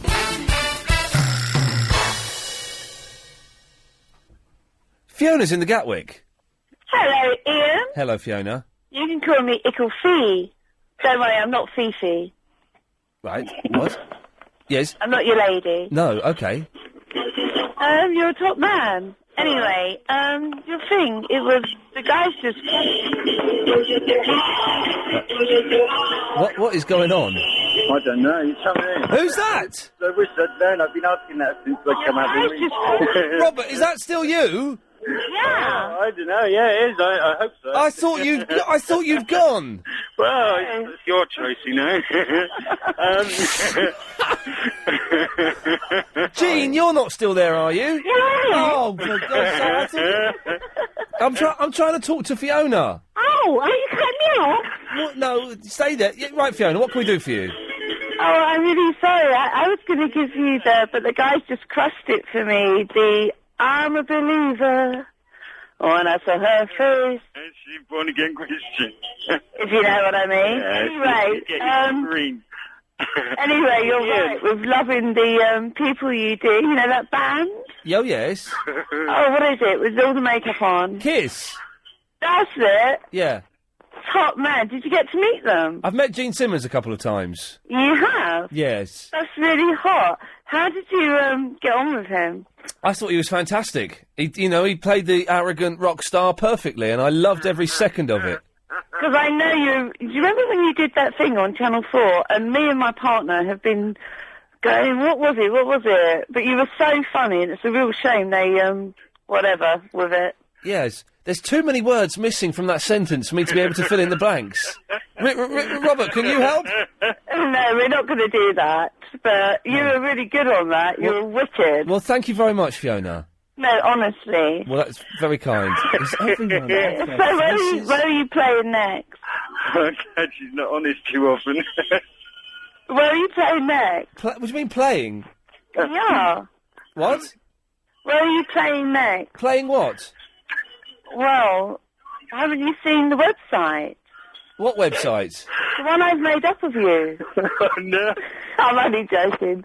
The FBI would be round. Is everyone off their faces tonight? Is she only joking, see? What the hell is going on? Oh, and it's not even a full moon, is it? Be for real. It might be for real. Yeah. I am for real. Doesn't have to be in your case. No, you're quality, Ian. Listen, I thought you were doing like some kind of thing, and no, that sounds even worse. That's real hippie talk, doing some kind of thing. I know that sounds even worse. I thought you were doing my like... thing, baby. Oh, God, Ian, these people sound worse than I do. Only slightly. Here, Ian, who's this I got in the background then? You know who this is? Hold on. Yeah, Ian. Oh, you wouldn't know. I wouldn't blame you if you didn't know. Is it the Amen Corner? No. I was born in 71. Give me a break. It's a band called The Seeds. Okay, The Seeds, right. I got it in the Mary Curie shop, or whatever it's called. Oh, right, yeah. Yeah. Yeah. I don't listen to it that often. It's not really that good, actually. But No. Okay. Well, Fiona, thanks for calling in. Hey, listen, you have a really great bank holiday, and it's really nice to listen to you on the radio. Thank you, Fiona. Take care. Have a great weekend. Take care, too. Ciao for Bye-bye. now. Ciao for now? Robert, she just said ciao for now. Ciao for now. Yeah. She came out with a couple of others I heard. Hello, I can't Ian. remember what they were, but... Yes, Jean? A couple of things I'd never heard before. Yes, Jean? Is he still on the line? Ciao for now. Yeah. Still on the line? Who, Robert? Yeah. He's still there, yes. Bloody hell. Yes, Hello, Joyce. Hello, Robert. All right, how are you How doing? are you? I'm fine, thank you. Where do How are you you? live? Say again? Where do you live? I can't understand what you're saying. Say that again. Where do you live? Where? What? Where do do you live? Yeah. In just off Essex Road. You know the Essex Road? Essex Road? My mum used to live on the Essex Road when she was a kid. Is that North London? Yeah, N1. Oh. Yeah. Oh, that's nice. I've only just got this place, actually. I always take Robert from Turnpike Lane because I only moved here a few months ago and it's really great. I love it, yeah, it's Oh, is it really nice? great. I like Turnpike Lane. I wish it was Turnpike Lane. I like living down there. Yeah. This place is mine now. And I've got the key and I can do whatever I like. Really? No. And I can do whatever I want. No one has to worry. If they can't moan, because they'll just shut the door and it's my place. Yeah, that's true. Yeah. Yeah. Be with you in a second, Dave. Yeah, that's true, yeah. Ian? Yes, Jean. Ian? Yes. Did you like Spider-Man movies? I can't... Do I what? Do you like Spider-Man movies? I think they're a little bit disappointing. Oh. Yeah, you've done something. Right. I'm going to cut you both off now. All right, thank you very much. Yeah. Bloody hell. Helen, can we have no more nutters through tonight, if that's possible? It's Dave. Yeah, well, for God's sakes! People trying to phone up and you've got a beef with you. I'll tell you something, I've got a bit of beef with you. My old man, he's got to do the show. You know very well he's doing the show. And you saying to me he can't use your voice in the show. I would like him to withdraw my voice from the show. You've seen the show, two times. Edmund's done it, only done it twice now. You've seen it twice now. And I said you can't do a show, you can't do a show without your voice. And you know that very well. I'll tell you something, if you want to do a show, you come out, he's got to pay £400 to do the show, and you're telling me you can't do the show. And I'll tell you something else, you're out of order. I've got a beef with you, and I've got a good mind to... I've got a feeling this dodgy... Spit it out, let's hear it. I've got a feeling this dodgy shoulder... I have a feeling this dodgy shoulder is because of when you attacked me at Christmas. I'll get something. I'll be catching you. I'm going to go, my old man. I'll come out there. I'll say, you do 1-2 spank. You fell on your horse. You're not to do it. I'll say something else. It was a long time ago. It's 4 months ago. And you can forget it. You actually forget it. 5 months ago. I've got a good mind to go... have you seen on the telly... 5 months ago. Have you seen on the telly during Countdown, they advertise those... accident, injury, wasn't your fault? Well, then give us a call and we'll go and whip Dave St Michael's backside. I'll tell you something, you're checking up. You found out yours one of both of you. I'm having the beef with you, and I'll tell you something. They give you £400. They go, what, £400 of them? People might turn up and say, put the show on, and you're not even going to do it. You've seen this. You know he can't do the show. You know he can't do the show without your voice. He's got your voice. Well, then, I'll tell you what, Dave. Why doesn't he give me a little bit of money? He's using my voice without my permission. Why doesn't he... He ain't got no money. He ain't got your pincher. He ain't got no money. Well... I'll get stuff. Well, what's he doing? Oh, he's putting the phone down. Barry's son there. Obnoxious little idiot. Is that out time correct? 28:45? Yeah. Oh, but it's interesting to have it right for... It's the same for both hours. Richard! Hello. It's like Butlins on the radio, isn't it? Sorry? It's like Butlins on the radio. It's like Butlins on the radio, but without as much sex. Not that I'm making any comment on Butlins or anything, you know. No, I haven't been to Butlins since I was a nipper. I'm sure it's excellent. Yeah, just the people that go there. Yes. Anyway, Richard, what can I do for thee? Well, I didn't actually really phone up to go on the air. It's saying your opt-outs aren't working. The what? The region opt-outs, they're not working. What do you mean? What do you mean the opt-outs aren't working? When we go to travel and stuff? Travel, yeah. So what are you hearing at the 1:15 and 2:45? 2:15, you get about 3 seconds of silence, then Alan Joyce. Oh. On the news, you get the London news.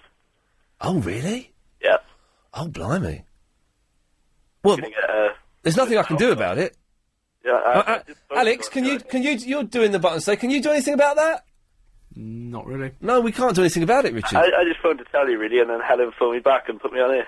Oh, OK. Well, the thing is, if you phone up, you do have to go on air unless, Helen doesn't want you to. Those are the rules, you see. Chris isn't here this evening, my producer. Suspended again. No, he's not suspended. I'll tell you what he's doing, right? He was looking for a flat yesterday. He was looking for a flat today. So he's not been in because he says he'd be tired in the evenings. Strenuous work. Well, that's... Do you know what? Estate agent. That's tough, isn't it? That's absolutely tough. Anyway, Richard... I have absolutely nothing to say. Well, listen, thank you for grassing up the regions. That's okay. And are you enjoying hearing Alan Joyce and the London News? Yeah, but I'm gutted I can't tell what time James O'Brien is on.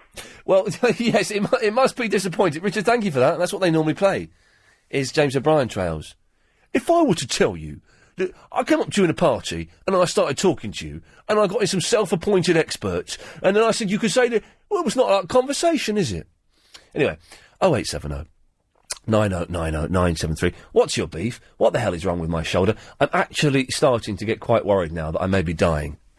Tired of being a... 70 Yes! 90 973. Right, I definitely have got pins and needles in my arm now. It's not me being a hypochondriac. In my skeleton, I've numbness and I feel uncomfortable. Something is going on. I don't know if a physio can help me with this. I'm worried I'm going to have to go to the flipping doctors, and the doctors are a load of rubbish. Anyway, it's nearly the weekend. The Psychic Show is, if that... to go on. No. It's nearly the weekend. Psychic Show's on at 10 o'clock, so that's something to look forward to, isn't it? Which is always good stuff with Becky and Chris. Until then, what's wrong with my shoulder? What's your beef? And other stuff that we may or may not talk about. I've got stuff to talk about. You might have something you want to talk about. Then feel free to give us a call. Let's go to Tanya. Hello, Ian. Hello, Tanya. Hello, good evening. 3 points, if I may. Yes. First of all, yes. The gentleman that was on before talked about it going off. It did actually go off. On DAB it went off as well. We lost it and it came back on again. What do you mean it went off? It went off completely, it went silent. For how long? While the travel news was on, and while the news was on. So you got nothing, so there's like 2 minutes of silence? Yeah. Oh, blimey, well there's... he was listening on the... You're in Manchester, I'm in you? Manchester, yeah. OK, he was in Bridgend, which I think is in the Welsh, is it? It's in Wales, yeah. He was listening on the DB, so obviously something's going There's a problem somewhere, yeah. Someone needs to boot up the backside. That's point one. OK, point two. Point two is, I want to make a point about you and your shoulder. Oh, yeah. And you say you've got pins and needles in your arm? Yeah, my fingers. I think it's going to have to be doctors, Ian. Oh, you're joking. No, I think so. I'd check it out if I was you. Oh, God almighty. Yeah, I'd check it out.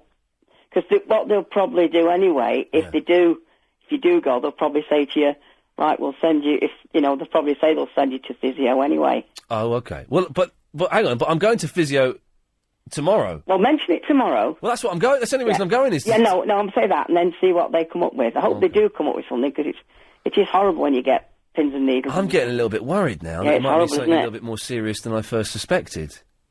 Yeah, it is horrible, isn't it? Oh, dear. The third one... Yes. I've got to be honest, I am not keen at all on mixes. On what? On mixes. Oh, mash-up mixes? Mash-up mixes. Yes. But I've got to be honest, that was absolutely fantastic. Wasn't it brilliant, the Monkees and the Beatles? Who did it for you? It's been around on the internet for quite some time. Oh, that was fabulous. Can I try you with another mash-up mix then? Certainly you can, yeah. Now this one might be a little bit too avant-garde and modern for you. Go on then. I won't play it all, but just I'll play about a minute of it. Right. Okay. First of all, what song do you think this is? I know that one. What song is it? That's Let It Be. Okay, you'd think it would be. Yes. But listen, just for a minute.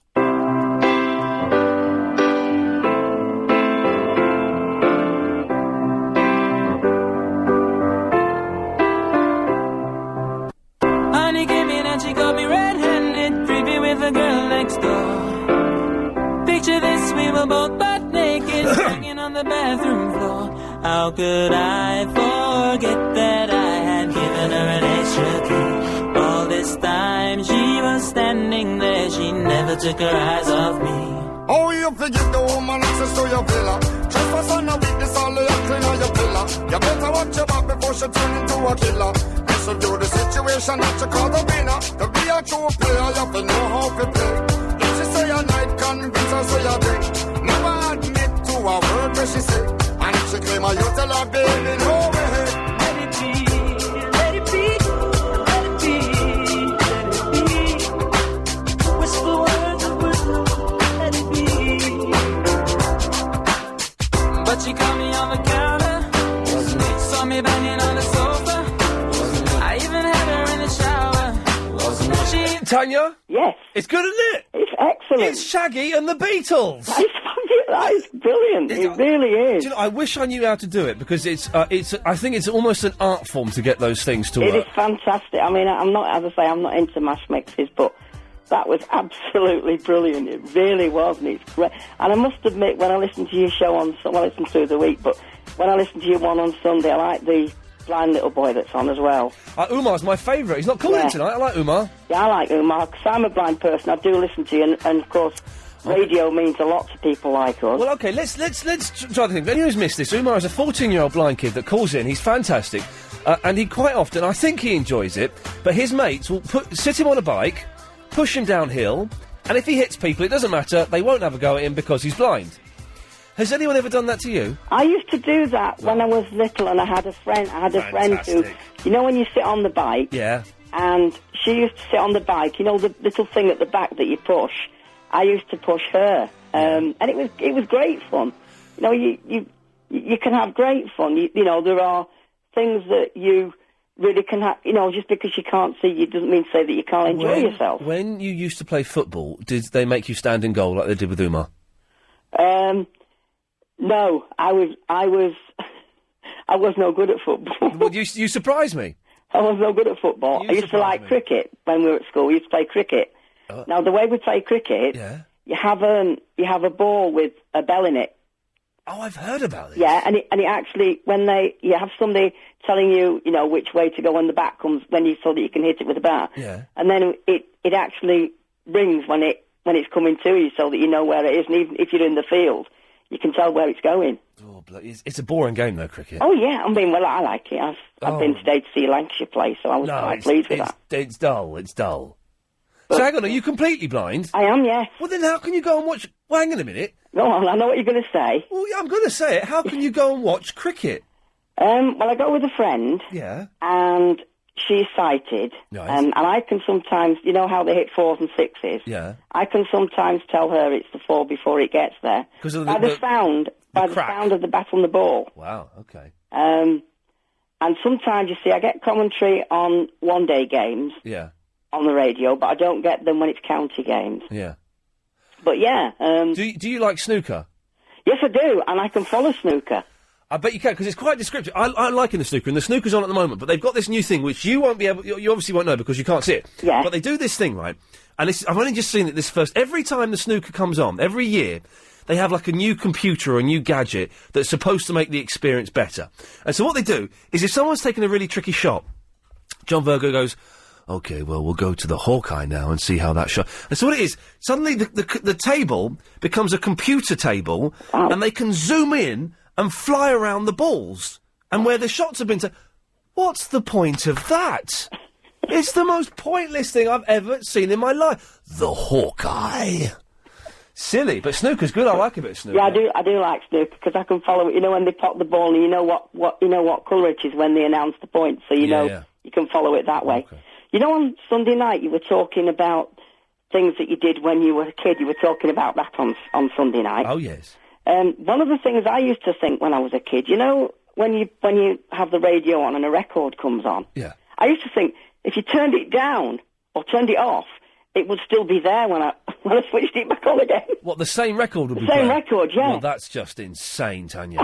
That's just mental, and you And my know last it. point, can you tell me who's on tonight in place of Bill Buckley, because he's away, isn't he? Bill Buckley's not on tonight. Well, hang on a second. He's away. What's he doing, ladies? He's in New York. Oh! Well, it says here it's Bill Buckley. Oh, well, no. He's in New York, unless he's not gone. Well, it says on this bit of paper, but then this bit of paper could be wrong. It does say Bill Buckley, but I don't trust this bit of paper. Yeah, he went to New York on Monday. Oh, hang on a second. Well, I can give you a little fixer, Bill Buckley, if you just wait there a moment. We've got, No, they can't take that away from me, no. The memory of all that, the way you sip your tea. Bill, yum, yum, yum, up your bum, on the radio, That's all I can give you. I can't tell you who's on, but maybe we'll keep listening and we'll try and find out before 10. I will, and I love the show, Ian. All right, love, cheers for that. Thanks for the pleasure you bring. There you go, Saucy. See you later. Let's go to Pamela. Hello, Pamela. All right. Hello, Pamela. Right then. I'm not going to make no points. I'm just going to say what I want to say. Okay, can you do it without using bad language this time? Yeah, well, you did ask for it. I didn't ask you to use bad language, Pamela. Yeah, well... No, the thing is, I'm going to be strict on this one. I'm going to let you have your say, and you can say what you want, but we do have young ears listening. Yeah, right, yeah. So I don't want any swearing. I'm so sick and stupid, I didn't know that. Well, but you obviously, because you used bad language before. And normally if someone swears, we don't let them come back, but we're trusting that you're going to be responsible enough No, I'm not going to swear. Okay, that's all we wanted to know. Thank you. Right, what's your beef? Beef? I don't eat beef anyway. What I was going to say to you, as I'm saying, when I've rang you up before, yes, I didn't want to. I was frightened to be myself because it's like if someone's got a talent, I feel if I sang or anything, you'd probably make fun of that, and that's why I haven't done it. And the reason I was talking stupid is because I just didn't feel I could be myself with you. Right. And why did you feel that you couldn't be yourself with me? Because I feel like you judge people, and like you said to that Denise, was it? You don't know. She doesn't know nothing about your life after your radio job. Right. Yeah, which is true. And it's like you don't know. I don't know about your life, and you don't know nothing about me. And I felt when I put the phone down, you sound mental and boring. My phone calls. It's because that's how I felt when I was on air. I didn't feel I could be myself. Okay. So, do you know what I'm saying? Not quite. I don't know why you felt you couldn't be yourself. I don't know, maybe I felt uncomfortable on air. But then why do you come on air? Well, at least I had the guts to do it. Well, no, it's not a case of at least I had the guts to do it. If you feel uncomfortable doing it, why do it? And why not represent yourself as you truly are? It's not a case of having the guts to do it. A lot of people don't. I think it's something like 1%, or probably even less than 1% of the people who listen. In fact, it's much less. It's like 0.1% of the people who listen actually call in. Yeah, fair point. It's just I'm not mental or anything, and people that ring in and say, like me and the other lady who said something to you last week sometime, that we're mental and that, they've got no right saying that because they don't know us, who we are and what our life's like, and what we are as people, which is true, isn't it? Yes, it is. But I do think... Yeah, go on. Thank you. If you come on air... Yeah. You have to be prepared, and we try to keep it to a minimum, but you have to be prepared to be criticised by other callers. Because you then put yourself in a public arena. I understand that, yeah. Yeah, I'm not bothered by that, but... But you are, because you're just telling me you're bothered by that.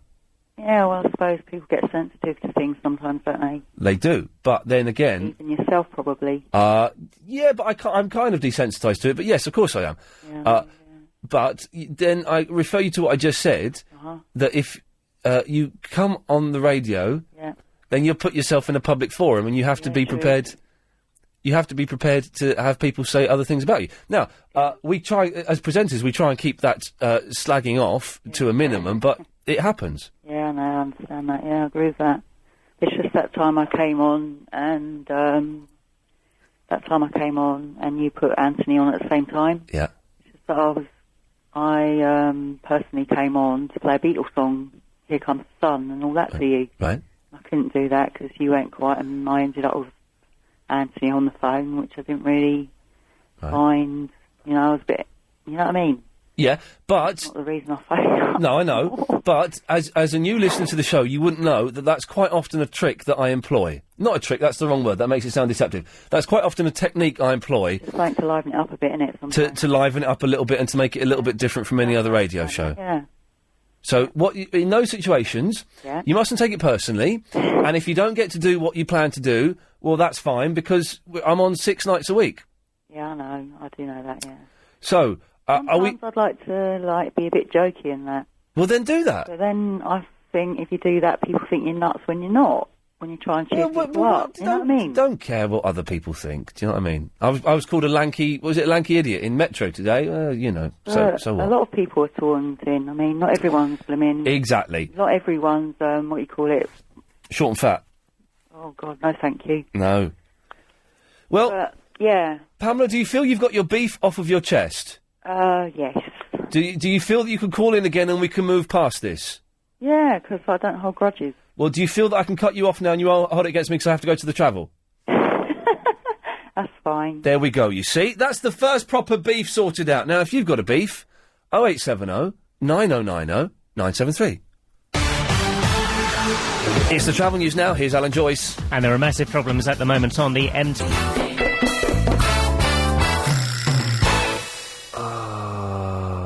There's lots of emails coming in, but no blogs. We could do with a blog. A bloke keeps sending me clips of Natalie Imbruglia. Let's just see if any of these are a blog. I had pins and these from my homework to the doctors. He carried out the... don't know what that is. And... okay. Right, so, 0870 9090 973 is the phone number. There we go. We've genuinely sorted out a beef, and we did it in a calm, mature way. Both Pamela and I we were mature, and we listened to each other, and we spoke, and I think we got somewhere. So if you've got a problem with me, excuse me, call up tonight, and we'll try and sort it out tonight. Because it's not good that we've all got this tension and this anger. But tonight is the night to do it. So, I don't want to carry this on any further than tonight. I know a lot of people get upset that Chris doesn't call them back, and they take it personally, and they think it's not. If you want to sort it out, tonight's the night to do it. Isn't that right, Advice Boy? Yeah. Good lad. Chris don't call me back. Well, there's a reason Chris don't call you back. Oh, okay. Have you got watched the Crime Watch yet? No. Oh, now, Richie, I think it's Richie, in the Wirral, if I'm correct, sent me the DVD, and it's arrived today. So I shall watch it this weekend, and I'll get Chris to send him an LBC mug and 5 car stickers, as I promised him. Oh, okay. Do you know I'm in year 9, yeah? So, What does that mean? That means you're 12, does it, or something? 14. I don't understand these year things. What, didn't you have them? Well, they were introduced just as I was leaving. So when I went to my grammar school, I was in, the second year, then the third year, then the fourth year, fifth year, sixth form. So, this is the third year in my grammar school, then? Okay, right, there we go. Did you choose options? Yes. What options did you choose? GCSE? Yeah. I don't remember.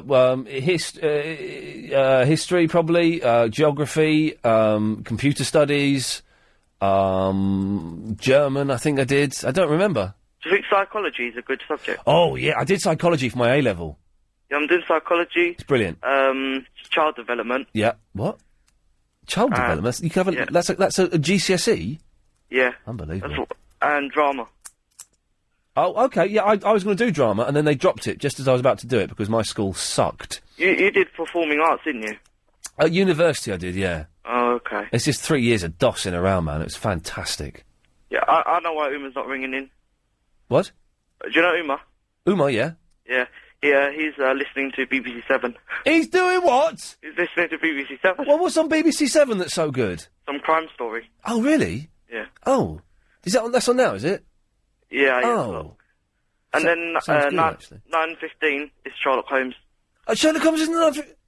Oh, on 7? Every weekdays. Oh, that's it, because I wouldn't mind listening. Sherlock Holmes, you say? Yeah. What time? 9:15? Yep. Yeah. I wouldn't mind. Alex, at 9:15, you don't fancy making your debut as a radio presenter, do you? Do I get to play records? No. No, I'm alright. You sure? Because it's just because I've heard that Sherlock Holmes is on Radio 7 and I wouldn't mind... Could you not tape it or something? Well, no, I haven't got a tape recorder in front of me. It's on DAB. We could pod... Later. I'll podcast it later.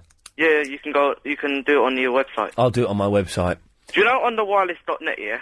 www.onthewireless.org, isn't it? .net? .net, isn't it? Yeah. Do you know when you register, because I want to register, yeah? Yeah. You click on register, and what do you do after that? I don't know. But this is a website that isn't run by me, but it is run by a very nice young man.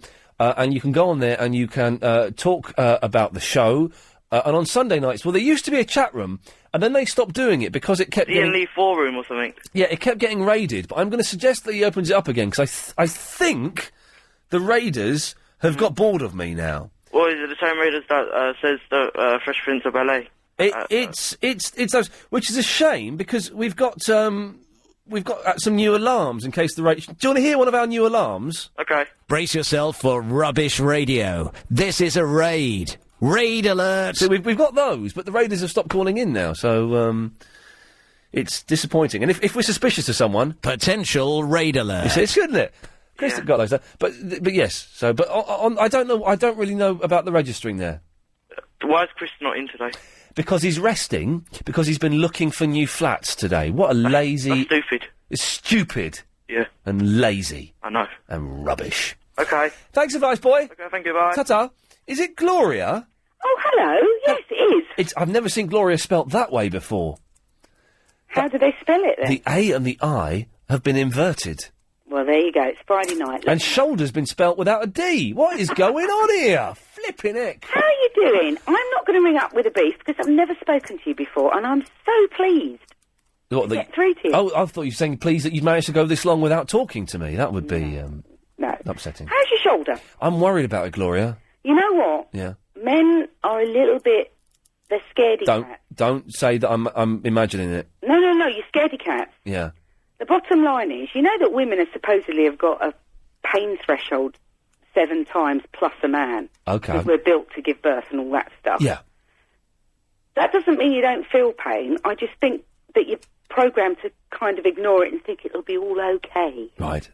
And I don't want to give you a real horror story, but I am. Oh, God. Go on, then. Okay. I've got a fabulous son. He's 22 now. Yes. But when he went away to uni at 19... Yeah. Came home after the first couple of terms. My hip hurts. See the doctor. Oh, maybe I've pulled it. Bottom line is, hideous problems. Yeah. Don't go. He hadn't got his testicles tied up, had he? No. That happens. He had a deformed That hip. happens. I found out the... Deformed hip. He had a... What? Deformed hip. Really? Never ever picked up. Complete bone deformity. Oh, jeez. Never picked up until he had an adult fused skeletal frame. Because that doesn't happen until you're like 21, 22 with lads. So what did they do to him? Well, he's had to have orthopaedic surgery. Oh, blimey, O'Reilly. No, but the point is, Yes. don't be going to get manipulated or massaged or whatever. Go get X-ray or go and see the doctor. Well, that's all I'm saying is, don't be messing about with it. But no, but physiotherapy isn't messing about. It's still not messing about, but... It's still a medicine. Yeah, of course it is, but I think you know yourself it's not right. Well, it isn't right, but it happened as I think, as a direct result of going to the gym. Yeah, but that's what my son thought, and guess what? He'd broken off the back arterial rim of his hip socket. Blimey. But anyway, let's not go there. I'm sure you're fit, fabulous, and you'll get sorted. Thank you, Gloria. It does happen, though, getting your testicles. Have you heard about this? Who was it I was reading the other day? Someone wrote an article, and it mentioned that or a book, and it did that, and they got their testicles tied up. I don't know how it happened. A kid at my school did it, right? And you have to go to hospital, and I'm not sure if they just massage it like that. Sorry, I'm acting it out for you. If they just manage to, palm you around, or if they cut open your, and then, I don't know. If that's happened to you, give us a call. After him. Claire says, Ian, was I the only Londoner who went out to vote last night? Driving around the streets trying to find out where to go and vote. Well, I thought that there were elections near me, and I thought, well, I don't remember getting a polling card. I must have thrown it away, because I tend to throw those things away. And then I heard on Jeremy Vine's show, second reference today, that there weren't elections everywhere, that it wasn't everywhere. I'm an idiot. That's why. I'm an idiot, and so who is that? Let's get her name and give her the full... It's Claire. Claire is stupid as well. Alan's in the shower. Good evening. Good evening, Alan. You know your basket friend the other night? Oh, hang on, no, sorry, Philberto's been waiting longer than you. Oh, fair enough. Yeah, sorry, Philberto. Oh, no problem. Two things. Firstly, I had a friend, he was playing rugby. Yes. And it was a tackle, and somehow, I don't know how, but the hip bone, for a second, moved away, and the testicles swing into the hip bone. No! And the hip bone moves back. No! Yes. His testicles were where his hip bone should be? They swung into the hip bone joint. They stuck in there. But listen, anyway. Yes. He was offhand, yeah. Okay, well, that's something. I want to talk about my beef. When I first came here, Yes. On the underground, Yes. always people say, "Excuse me, can you move? Excuse me, can you move?" Yes. You know, on the, I have to stand on the right. Yes. Well, I've written a song about it. It's very quick. Okay. It's to the tune of Ice Ice Baby. Okay, well, we've got a minute, so where you go? It's called Right Side Baby. Okay, that sounds good. All right, stop. Collaborate and listen. I'm being told to change my position. Someone grabs hold of me tight. I'm standing on the left. I should be standing on the right. Does it really matter, yo? I don't know. Relax, I will move, and then you can go. To the extreme, you make me mad like a vandal. I'm going to pull the emergency handle. Damn, why you think so small? In Portugal, we don't care which side it is at all. It's escalate the law, and you love to enforce it. Gives you a reason to shout at the tourist. You know you move me, really to abuse me. All you want to do is tap my shoulder, say, excuse me. I know you need it, so get out the way, because if I don't, I know it'll ruin your whole day. Now you can move a few seconds faster. Everybody knows you're the escalator master. Right, baby.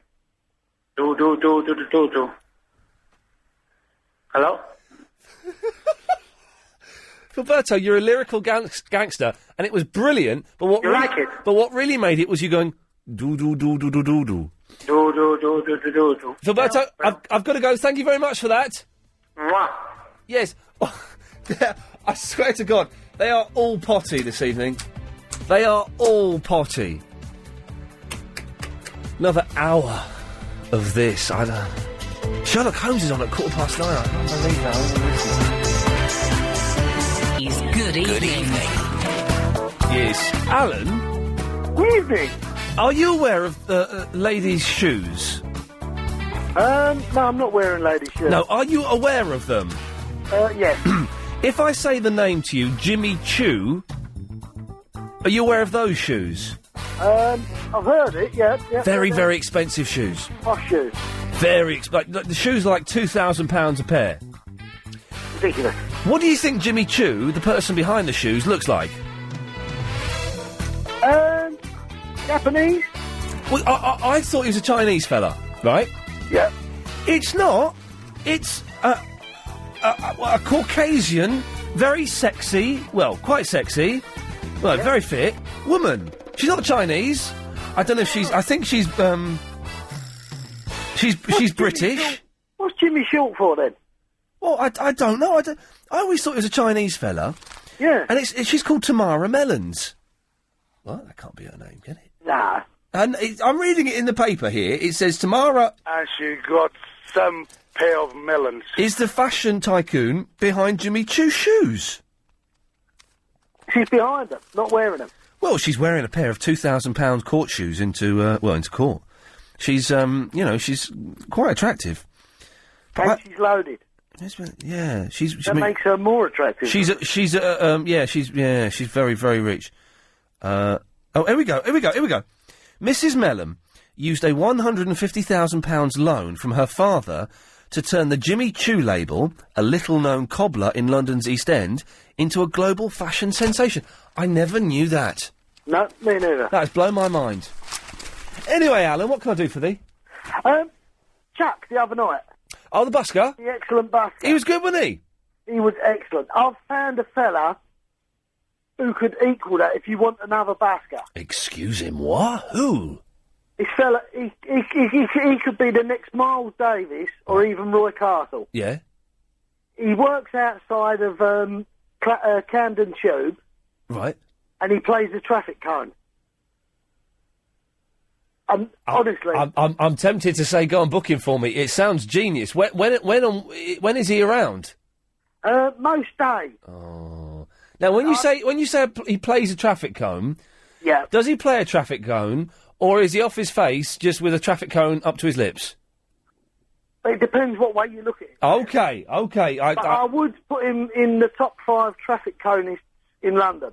Alan, I shall go to Camden this weekend and I shall try and find that man and try and get him to come into the studio, unless I think he poses a threat to our safety. Right. He's in it for all the right reasons, though. Well, that's the thing. As long as he's got heart... Yep. He's in it for sex, fame and money. Well, good lad. There we... Alan, thank you for that. No problem. Ta-ta. Betty. Oh, hello. Hello, Betty. Did you get my letter today? I didn't get it today, no. Didn't you? No. Oh. We did think it might come a little bit later, didn't we? Well, yeah, 'cause it didn't go till... Well, it went at 5 last night. Yeah, well, hopefully... class. I probably won't get it now until Tuesday. Oh, well, anyway, tonight, that Robert and that Jean got on my pit. That Robert was terrible. On your what? Robert. The way he kept on... it wasn't it was awful. you know... Disgusting. Last night... Yes. You know that nice man who said he wished Barry was his grandfather? Oh, wasn't that lovely? Well, it wasn't that Barry nice. He talked to me for a long while. He did talk to you for a while, didn't he? And Yeah, he's 83. Something like that. He must listen, because he knew that I didn't like football, and he knew my grandfather played. He did know that, didn't he? Yeah. And That's a bit creepy. wasn't he nice? He's a very nice old man. 83. I think he's 83 in a couple of weeks or something. I'm not quite Yeah. sure. But yeah, He was really nice. yeah, he's a nice old, silly old sod. Yeah. No. But he is nice.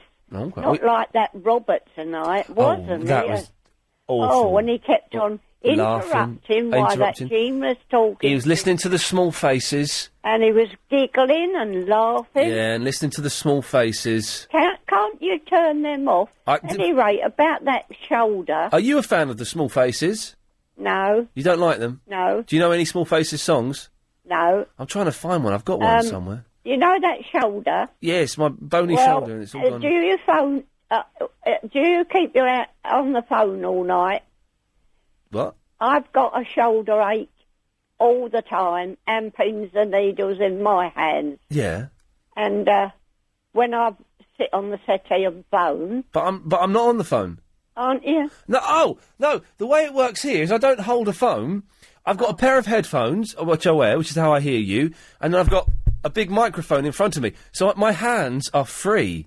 Oh. So it's not that, but yes, I could see how you might think it was. You could take a couple of painkillers, but I think you ought to get it looked at. Well, yeah, I'm going to go to the physio tomorrow, and this guy, Brian, is very, very good. And if he says, Ian, there's nothing I can do for you, you need to go to the doctors, then that is what I'll do. But you haven't got pains in the chest? No, it's not. I don't think I'm having a rustle. I think everything's fine. Oh. It's in that respect. But it's. I think something's twisted or something's pulled or something well, like that. when you said you went to the gym, I thought, oh, well, that's it. He's You dead. don't need to go to the gym. Well, of course I do. No, you're super, so everybody says. Well, so everybody says, but exactly. I need to keep fit. I need to go to the gym. Oh, hang on. Here's the. Well, this isn't the small faces. This is the faces. I wish that I knew what I know now. When I was young. Do you like that, Betty? Not as nice No. as that lovely one you're going to send me. Oh yeah, I'm going to send you the CD of that. Yeah. Yeah. It's good, that song. Where is it? It's, oh yeah. This song I wrote just for you. There's a lot of music tonight, but I don't care. Where the man talks first. Yeah, this is it. It's lovely. Herman June. I had to leave you and go away. Anyway, yes, I will send you that in the post next week, Betty. Yeah, when you get my letter. I will do, yes, with a sticker on it. Because you're off tomorrow. I'm off tomorrow because it's Saturday. Yeah. I was going to mow the lawn, but I don't think I'm going to do that now. No, don't do that. No. And then I'm back Sunday night, though, at 10 o'clock. That's it. Yeah. Yeah. All right, Betty. Yeah, have a nice day. Take care, bye-bye. Bye-bye. There we go. Saya. Hello. Hello there. How are you? I'm very well. That's good. Is it a bit echoey, my voice? Is it echoey? Yes. Yes, it is a little bit. Oh, I'm sorry. I'm having a bath at the moment. Fantastic. Yep. Yeah, I love your show, Yes. but I've got only one complaint to make. Okay, what's that one complaint? Okay. Why is it not in Japanese? That's a very, very, very excellent point there. Yeah, And because can I state my case? yeah. Because there are so many Japanese people living in London. There are right now. many, many tens of them, yes. Yes, and I'm sure I'm not the only one who listens to your show. I'm not the only one Japanese person who listens to your show. So I'm not asking that the whole show should be in Japanese, but at least a part of it should be in Japanese. Okay, well, listen, I tell you what, then if you want to do the next 3 minutes in Japanese, away you go. No. No. 皆さんこんばんは。LBC です。イアン・リーのショーです。だけど、さやが喋ってます。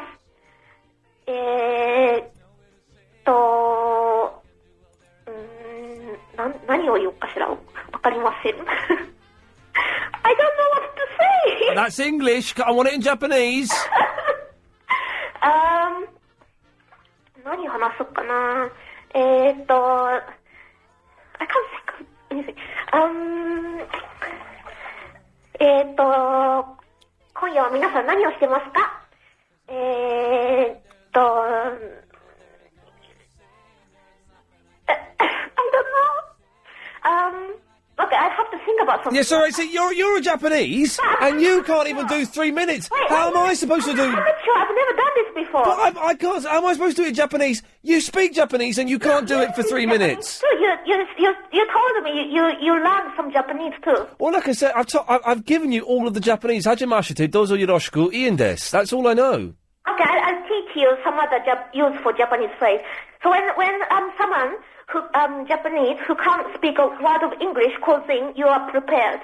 Yes, okay, yes. Okay, okay. 愛してる. What? 愛してる. Unstill. 愛してる. Unstill. No, I like I am, I'm still. 愛してる. I still. That means I love you. Oh, steady on you. There's a Japanese lady in the bath telling me she loves me. It doesn't get any... No, I'm not telling... No, I love you. Okay. Anyway, okay. お前は負け犬だ。前は負け犬だす。負け犬。負け犬。犬。犬だ。It means you're loser. What? Yeah. And, お前はもう死んでいる。 Hey, go on. Tell everyone what Japanese people call Scotland. What? What do you call Scotland? Scotland is Scotland. The same. But I thought you pronounced it slightly different. I thought you called it Scotland. Scotland. Scotland. There we go. Fantastic. You see? Yes. Well, Si, listen, thank you for calling me from the bath. Oh, okay. I have to go now. Oh, okay. Oh, don't sound so sad. That's okay. I think I just fell in love. Like, just a tiny, tiny little bit there. Travel news now, here's Alan Joyce. Still those massive problems on the end. It's nearly the weekend. In 43 minutes, the weekend will officially begin with the Psychic Show with Chris and Becky, which is always worth a listen. Until then, if you want to give us a call, 0870 90 90 973. If you've got a beef with me, tonight is the night to get it out. If you've got a problem with me, we've had every night this week, we've had someone phoning up, getting all stroppy because of something I have done or they think I've done. Well, tonight is the night. If you have a problem, call him, 0870... No, so I'm trying not to belch. 0870 90 90 973, and we'll sort it out, as I did with Pamela, I think. What else are we talking about? Well, I don't know. Whatever. It's Taxi Girl. Hello, Ian. Hello, Taxi Girl. Hello. I was just thinking how nothing is sacred anymore. Yes. I don't know why, but people just get in my cab, don't say a word to me, and then start asking very, very personal questions. They start asking you personal questions? Yeah. Like what? Like, I've just had one who gets in, doesn't say a word, and says, so how much do you earn then? What's that all about? I had a thing, I mentioned this the other day, but I was at some do for the Beckham show, this thing that was on Sky last night. We had a little do a couple of weeks ago, and someone brought along a friend who was an idiot. And within 10 minutes of talking to me, he said, he was Australian, so then, mate, how much you get paid for doing this? I said, well, I'm not going to tell you. Go on, mate, I work in TV, you can tell me what you earned. I said, well, I'm not going to tell you. It's a weird thing to ask, isn't it? It is. That's not the worst, though. I've had much worse than that. Go on. You mean sexual? You do, don't you? Well, yeah, yeah. Well, I've been on a couple of occasions. I've been asked if my husband, I'm not married, but my boyfriend, satisfies me sexually. Right, and does he? Oh yeah. Definitely, Okay, fine. And what? And they're implying they could do better. Well, I don't know. It's just they don't say a word, and then they just come get straight to it. Do you drive a black cab? Yeah. Have you ever been tempted? No. Never.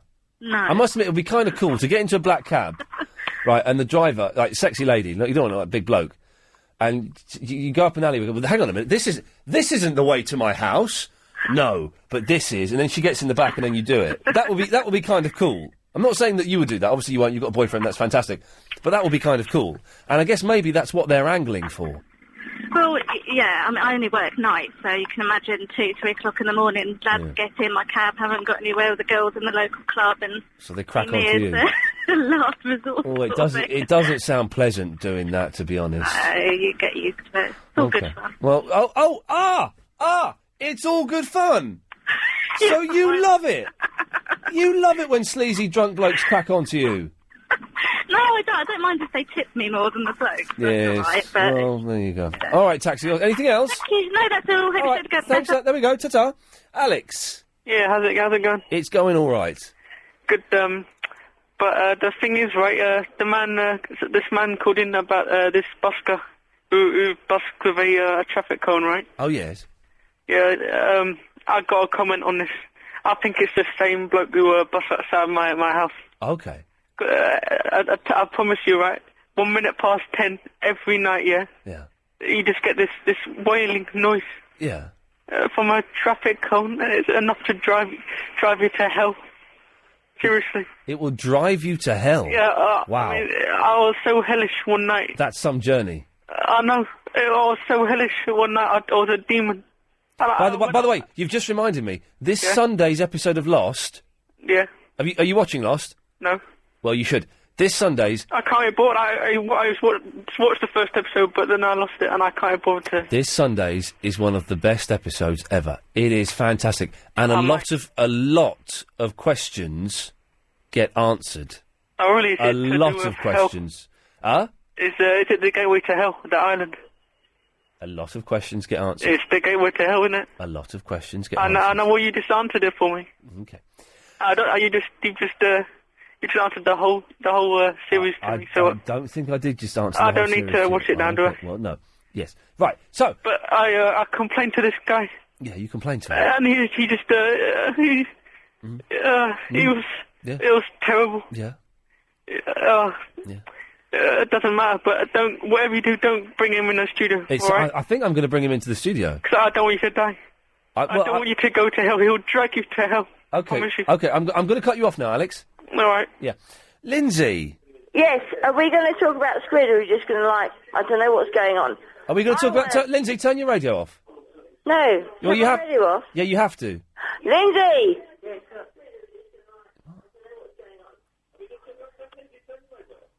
Turn the radio off. Turn the radio off. Right, the radio's off. Right. What can I do for you? I don't know. I just want to talk about something funny like squid or something. Like squid, eats everything in the sea. And then, I've been watching this thing about, weird fishermen. And then they go out and they trawl these seeds for, weird stuff. Yeah. And then... But then squid is king, isn't it, in the sea? I don't know very much about squid. You have one up on me here, Lindsay. Well, you not think? Well, do you remember a few months ago, they found the giant squid, didn't they? The Japanese. It was a 30-foot giant squid. Right, yes.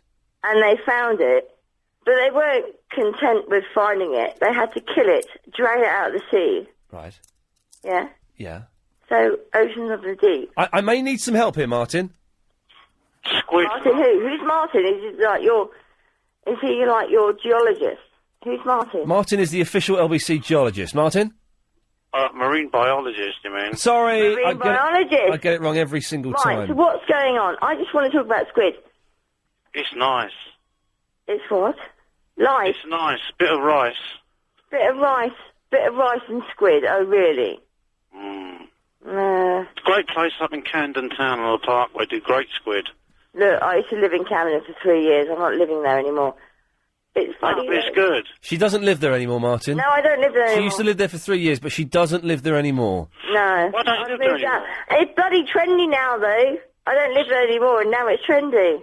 Oh, the man. I tell you what, though, the Japanese are cruel. Do you know what? I can't. No, but not as bad as the Norwegians. Oh, but I'll tell you, are really good with squid are the Italians. They make the calamari.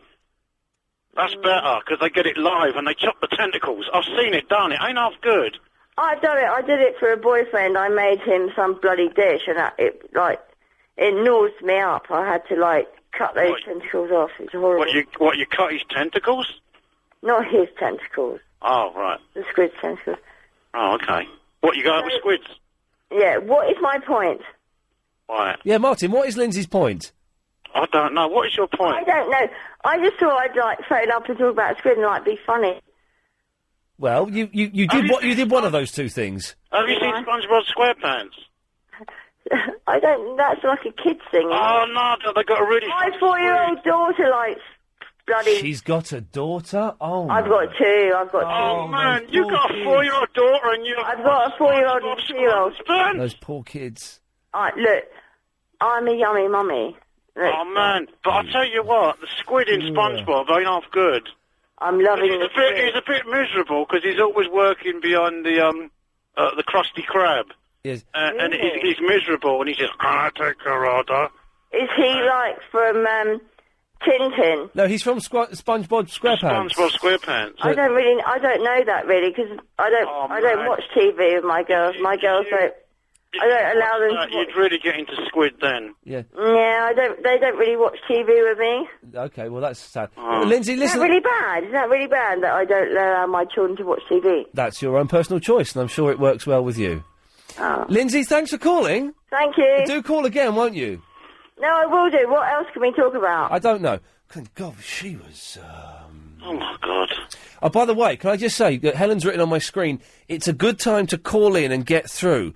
What that means is we haven't got any calls lined up for after past. So, 08... Is that what it means? Have I got that right, Helen? Yes, she's giving me the thumbs up. 0870 9090 973. Now's a really good time to call up, speak to Helen, be nice to her, otherwise she won't put you through, and then we'll talk to you after past. Anyway, Martin. Hello. Yes. I want to talk about squid. Oh, not again. No. I know, talking about Japanese, do you know, of all the women in the world... Yeah. You'd like to get it on with, that fantasy. For me... Yes. It's always been the Japanese It's lady. always been the Japanese for me, always. And to have a Japanese woman in the bath telling me she loves me, you don't get no better than that. Don't get Just no doesn't better. get any better than that, does Well, it? apart from But me having a loofah. In between wives, right? Yes. And we're going back, my birthday, 9 years ago. Yes. I was in a Japanese restaurant, and I drank a lot of sake, and this It's hideous, young that sake. Japanese air hostess who was staying here at the time, Yes. she had a lot of sake as well. And one thing led to the other. Yes. I invited her back to my one-bedroom flat in Leighton. Well done. And you know what? Yeah. I'm always reminded of this line. She says, "It's not Japanese way, but I like it."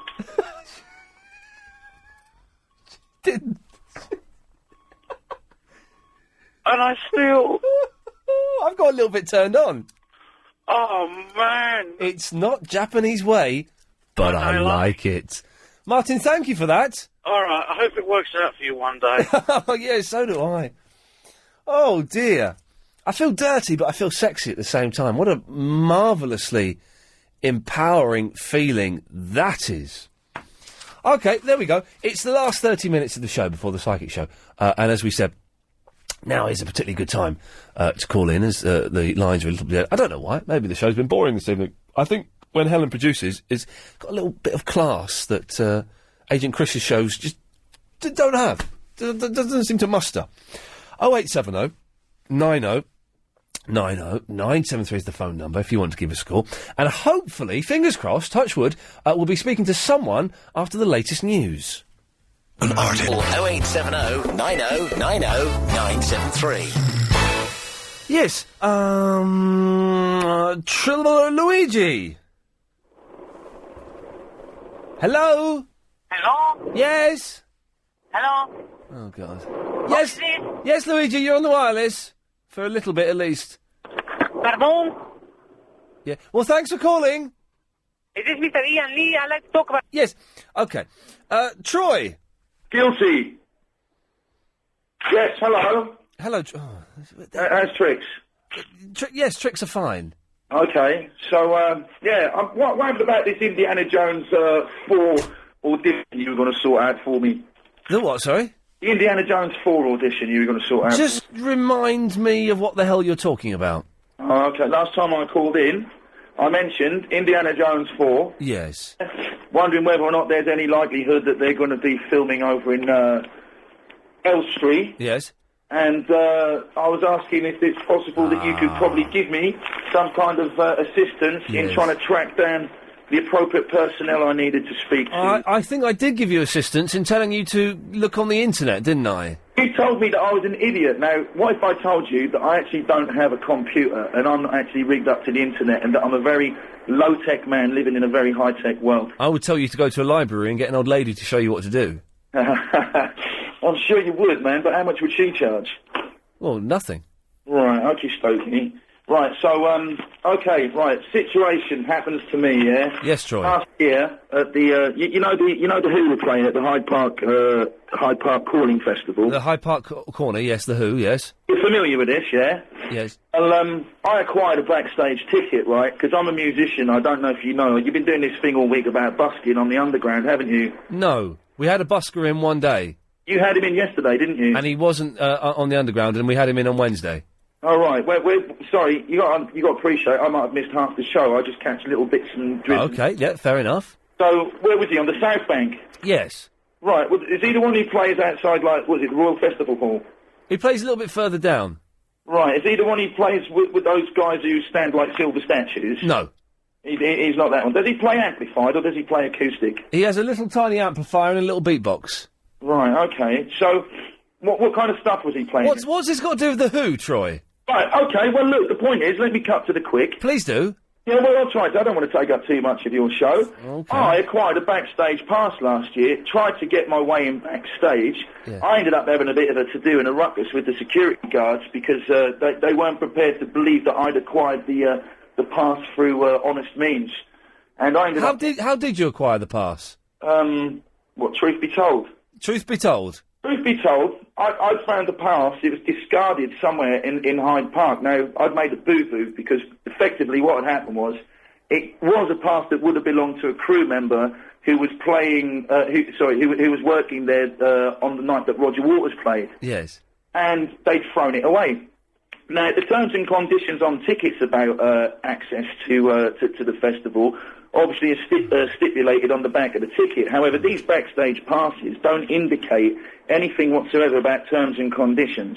What do you mean terms and conditions? Surely backstage passes, did it not have the date on it? Well, they do. They do. And Roger Waters was playing a different night to the Who? That's right. Roger Waters was There we go. I've seen the flaw in your plan, Troy. Hold on a second. Point is, what I'm trying to say is... Yes. Security guards ended up calling the police, right? I got taken away. I was arrested. I was banged up in the cell, and I was up before the magistrate the next day. And then the case ended up going to Crown, right? Because I wanted to have it go to Crown, because I didn't want a magistrate dealing with the case. Yes. Right. I actually had a legitimate ticket to get into the concert anyway, which by the time the police had turned up and listened to what the security guards had to say was null and void anyway. I'm in the process, right, at the moment, of trying to work some kind of compensation scheme out with Live Nation, who are the guys who actually promote the festival along with the... Well, when you say you're trying to work something out, what is this going through court or something? No, it had gone through to court, but because there wasn't enough evidence against me, the case was dropped. Right. Right, so this isn't about libel or anything like that, this is just the facts.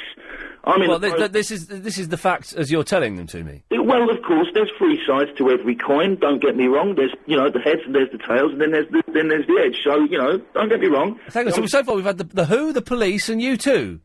You two didn't enter the equation. No. Okay. Where did that come into it? The edge. Oh, very good. Thank Sorry. you. Yeah, you're like.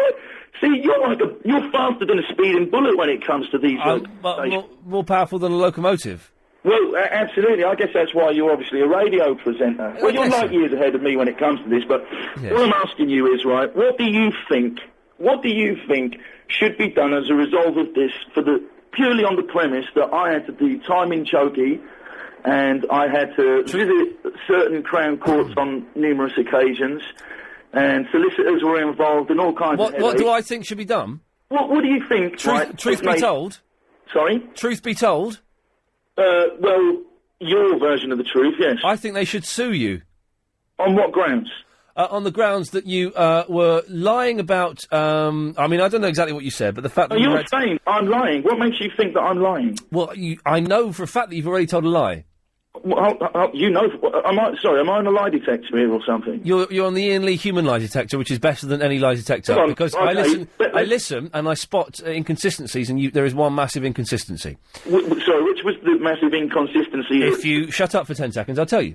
Okay. You said that the bouncers were getting stroppy because they suspected that you hadn't acquired your pass by legitimate means.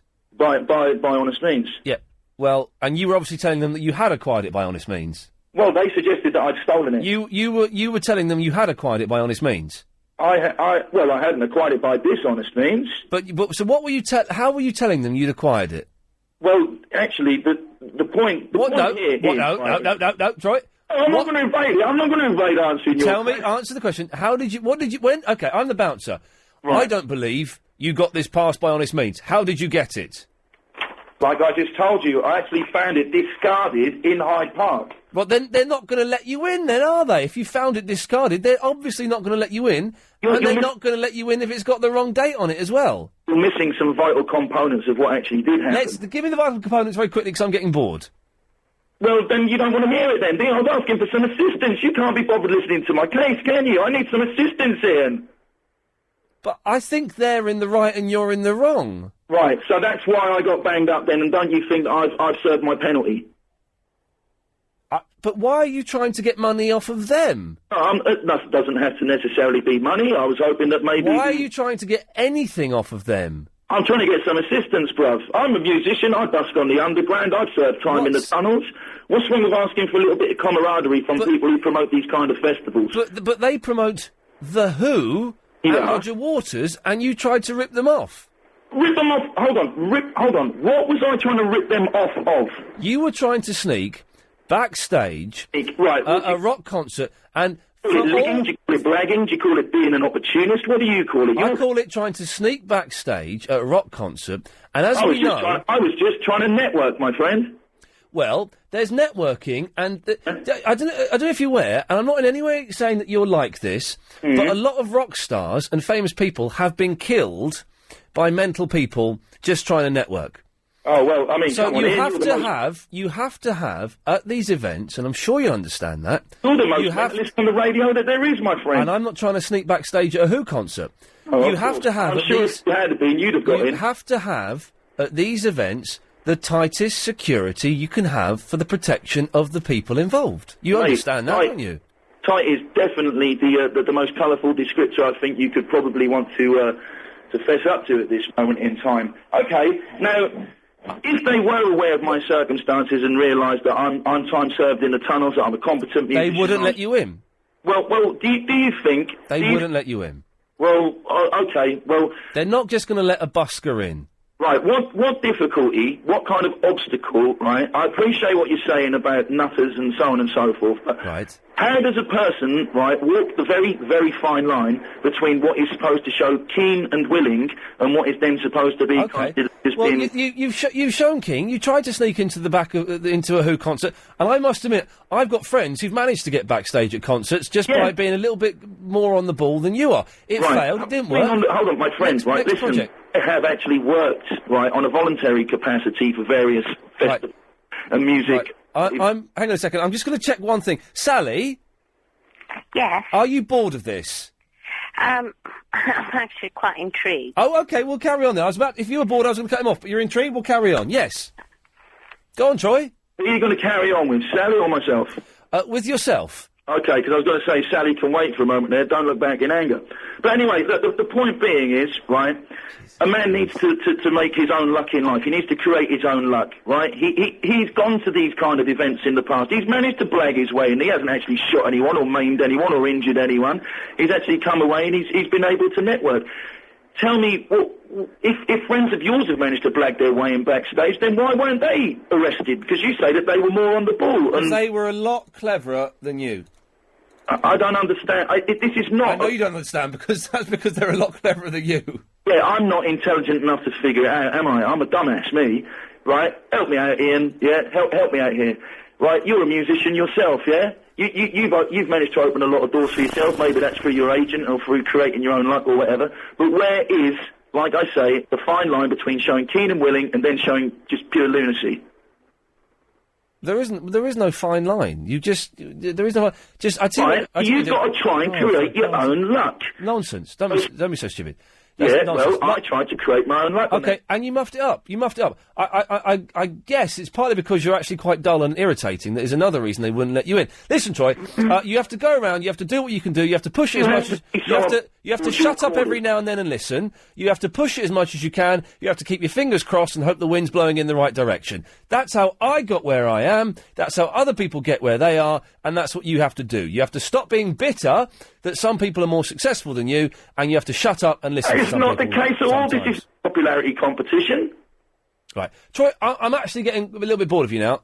Okay, all right. Well, whatever. I mean, I said what I wanted to say. Well done. We just heard what you had to say. Excellent. Well, there we go. Thanks for calling. He's put the phone down there. Blimey, O'Reilly. Sorry, Sally. That's okay. Yes. I'm a shrink. Okay. And I could hear I bet. the discussion between you. You could hear it. Fantastic. Okay, well done. And I think you both need shrink. Okay, shrinks, yes. Remind me, what is a shrink again? A psychiatrist. A psychiatrist, okay. Right. Yes, I think you both need. I think we probably both do. You're probably right. Yes, And you'd know being one, yes. I've never heard a psychiatrist use the phrase shrink before. Haven't you? No. The guy I used to see a few years ago never used the phrase shrink. Okay, I've got a medical degree and I've specialised in psychiatry. Okay, what medical degree have you got? What kind of medical degree? Yeah. An MBBS. Okay. Which is a master of, oh God, how do you translate it? All these Latin words. I tell you what, Sally, you try and translate it. We'll come back to you after this. They're all coming out tonight. It's the travel news now with Alan Joyce. Yeah, really busy one this evening. Yes, Sally. Yes. Yes. Did you remember what your degree is? Yes, I do. Excellent. Well done. It's a baccalaureate of medicine and surgery. Fantastic. So, are you a doctor? Yes. Are you actually a doctor? Yes, I told you I'm a medic. Well, is that the same as a doctor? I don't know. Yes. So you can legally on your passport it says doctor. Yes. It says doctor. I practiced surgery for a while. Okay. And then switched on to shrinkology. Shrinkology. Which I call psychiatry. Which you call psychiatry. Fantastic. Right, we got there in the end. So, Sally, what can I do for you this evening? Your language. I know you don't like to hear that. What did you say? I said your language. My language? Yes. Okay. It's, not politically correct. For people crazy, mental, insane. Okay, I don't care about political correctness because it doesn't exist. It's a thing made up by the Daily Mail. Oh, I don't read the Daily Mail. Well, it's seeped in. I'm an indie reader. Well done. It's seeped into our phraseology, but it's a lazy phrase, political correctness, that means absolutely nothing. It doesn't exist. It doesn't exist. No. But yes, that's what I call my patients. But I have the license to do that. Right. As in James Bond, license to kill. Right. But I found the person that you were talking to was probably a bit stoned. You're a bit what?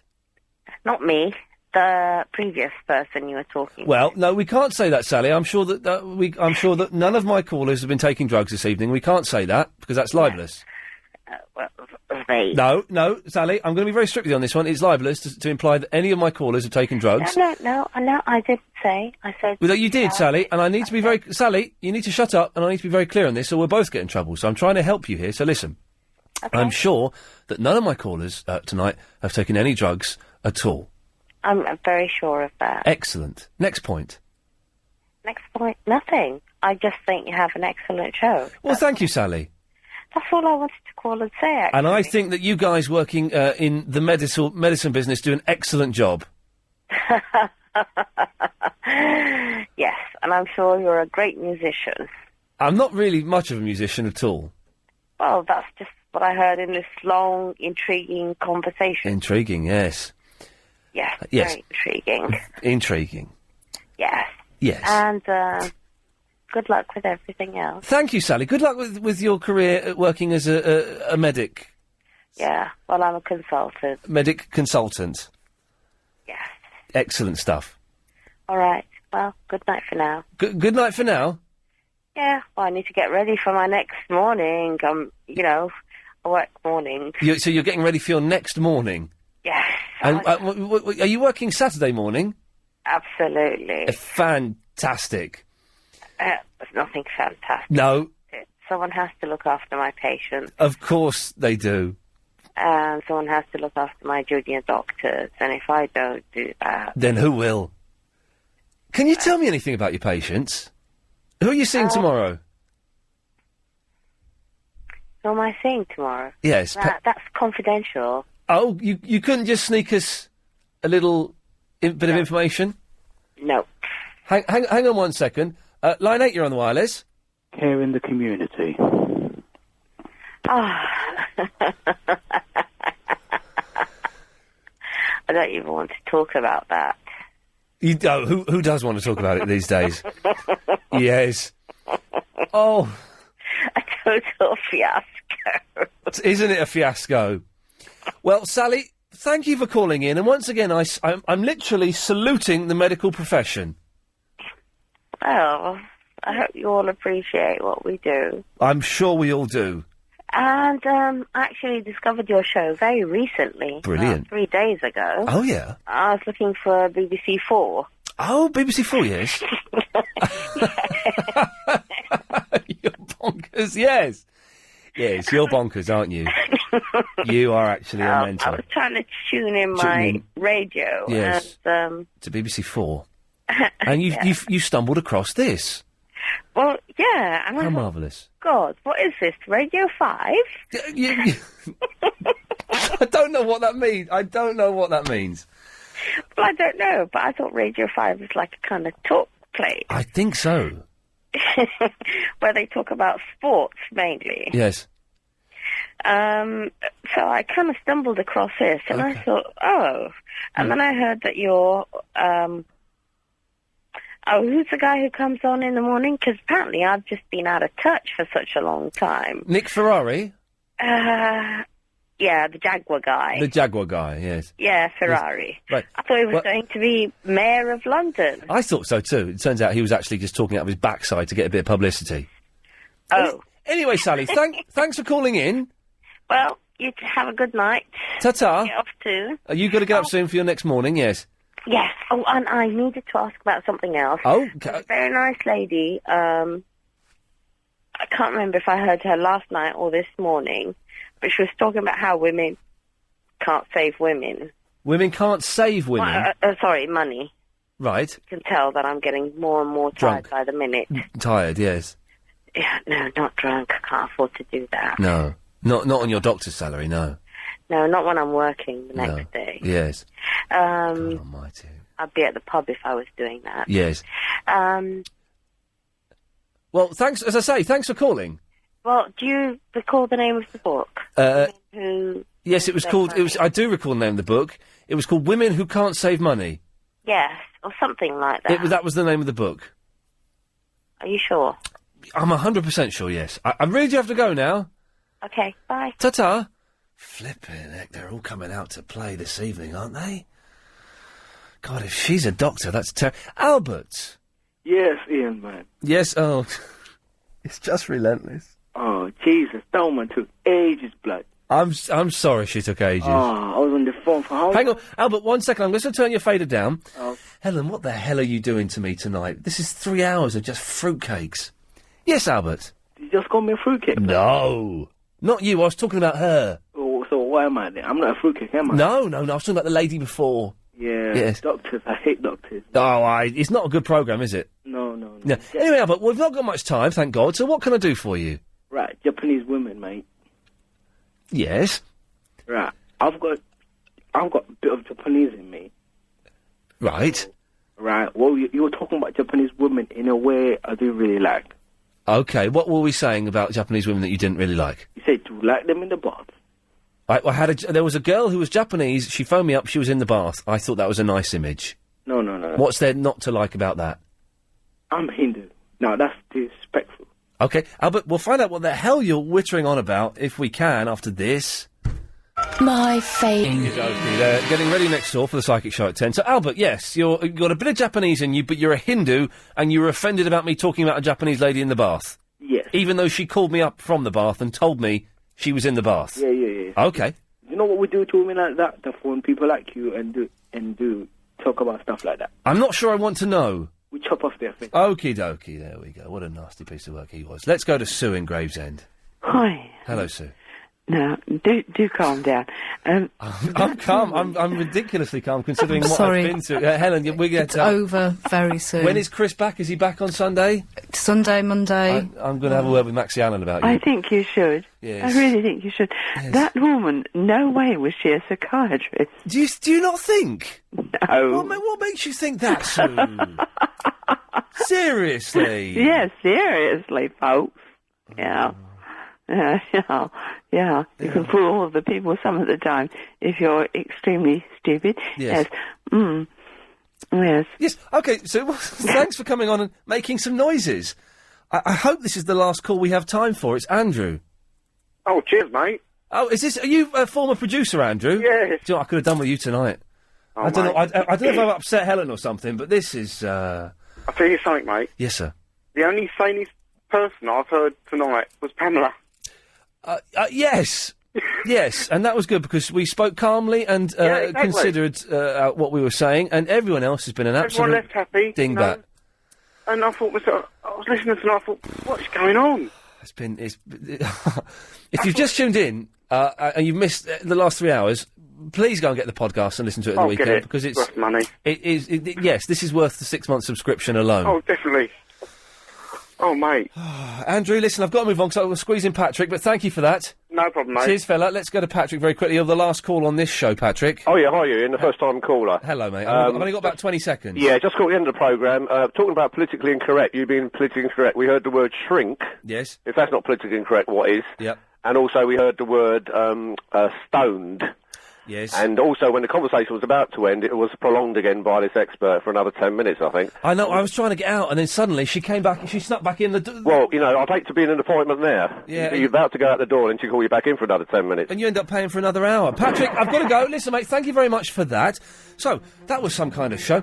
If you missed it, well, it sounded a little bit like this. So what we're doing today, we are asking callers, what's your beef with me? What's your beef? What's your beef? Do you have a beef? Yes. You do have a beef, don't you? I have beef. You have a beef, yes.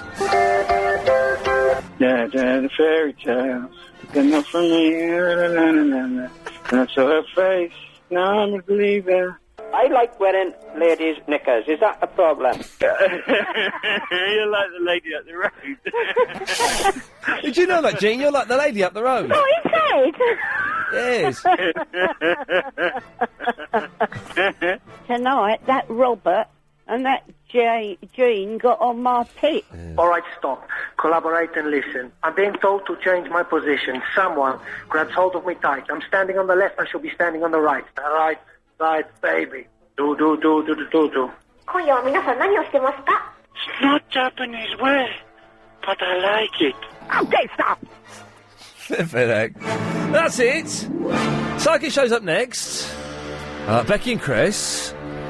I think they should be lucky. I think we've managed to... we must have used all of the nutters in London this evening in that past 3 hours. They can only get decent calls. I'm back on Sunday at 10 o'clock with Triple M, and then Monday at 7. Until then, ta-ta.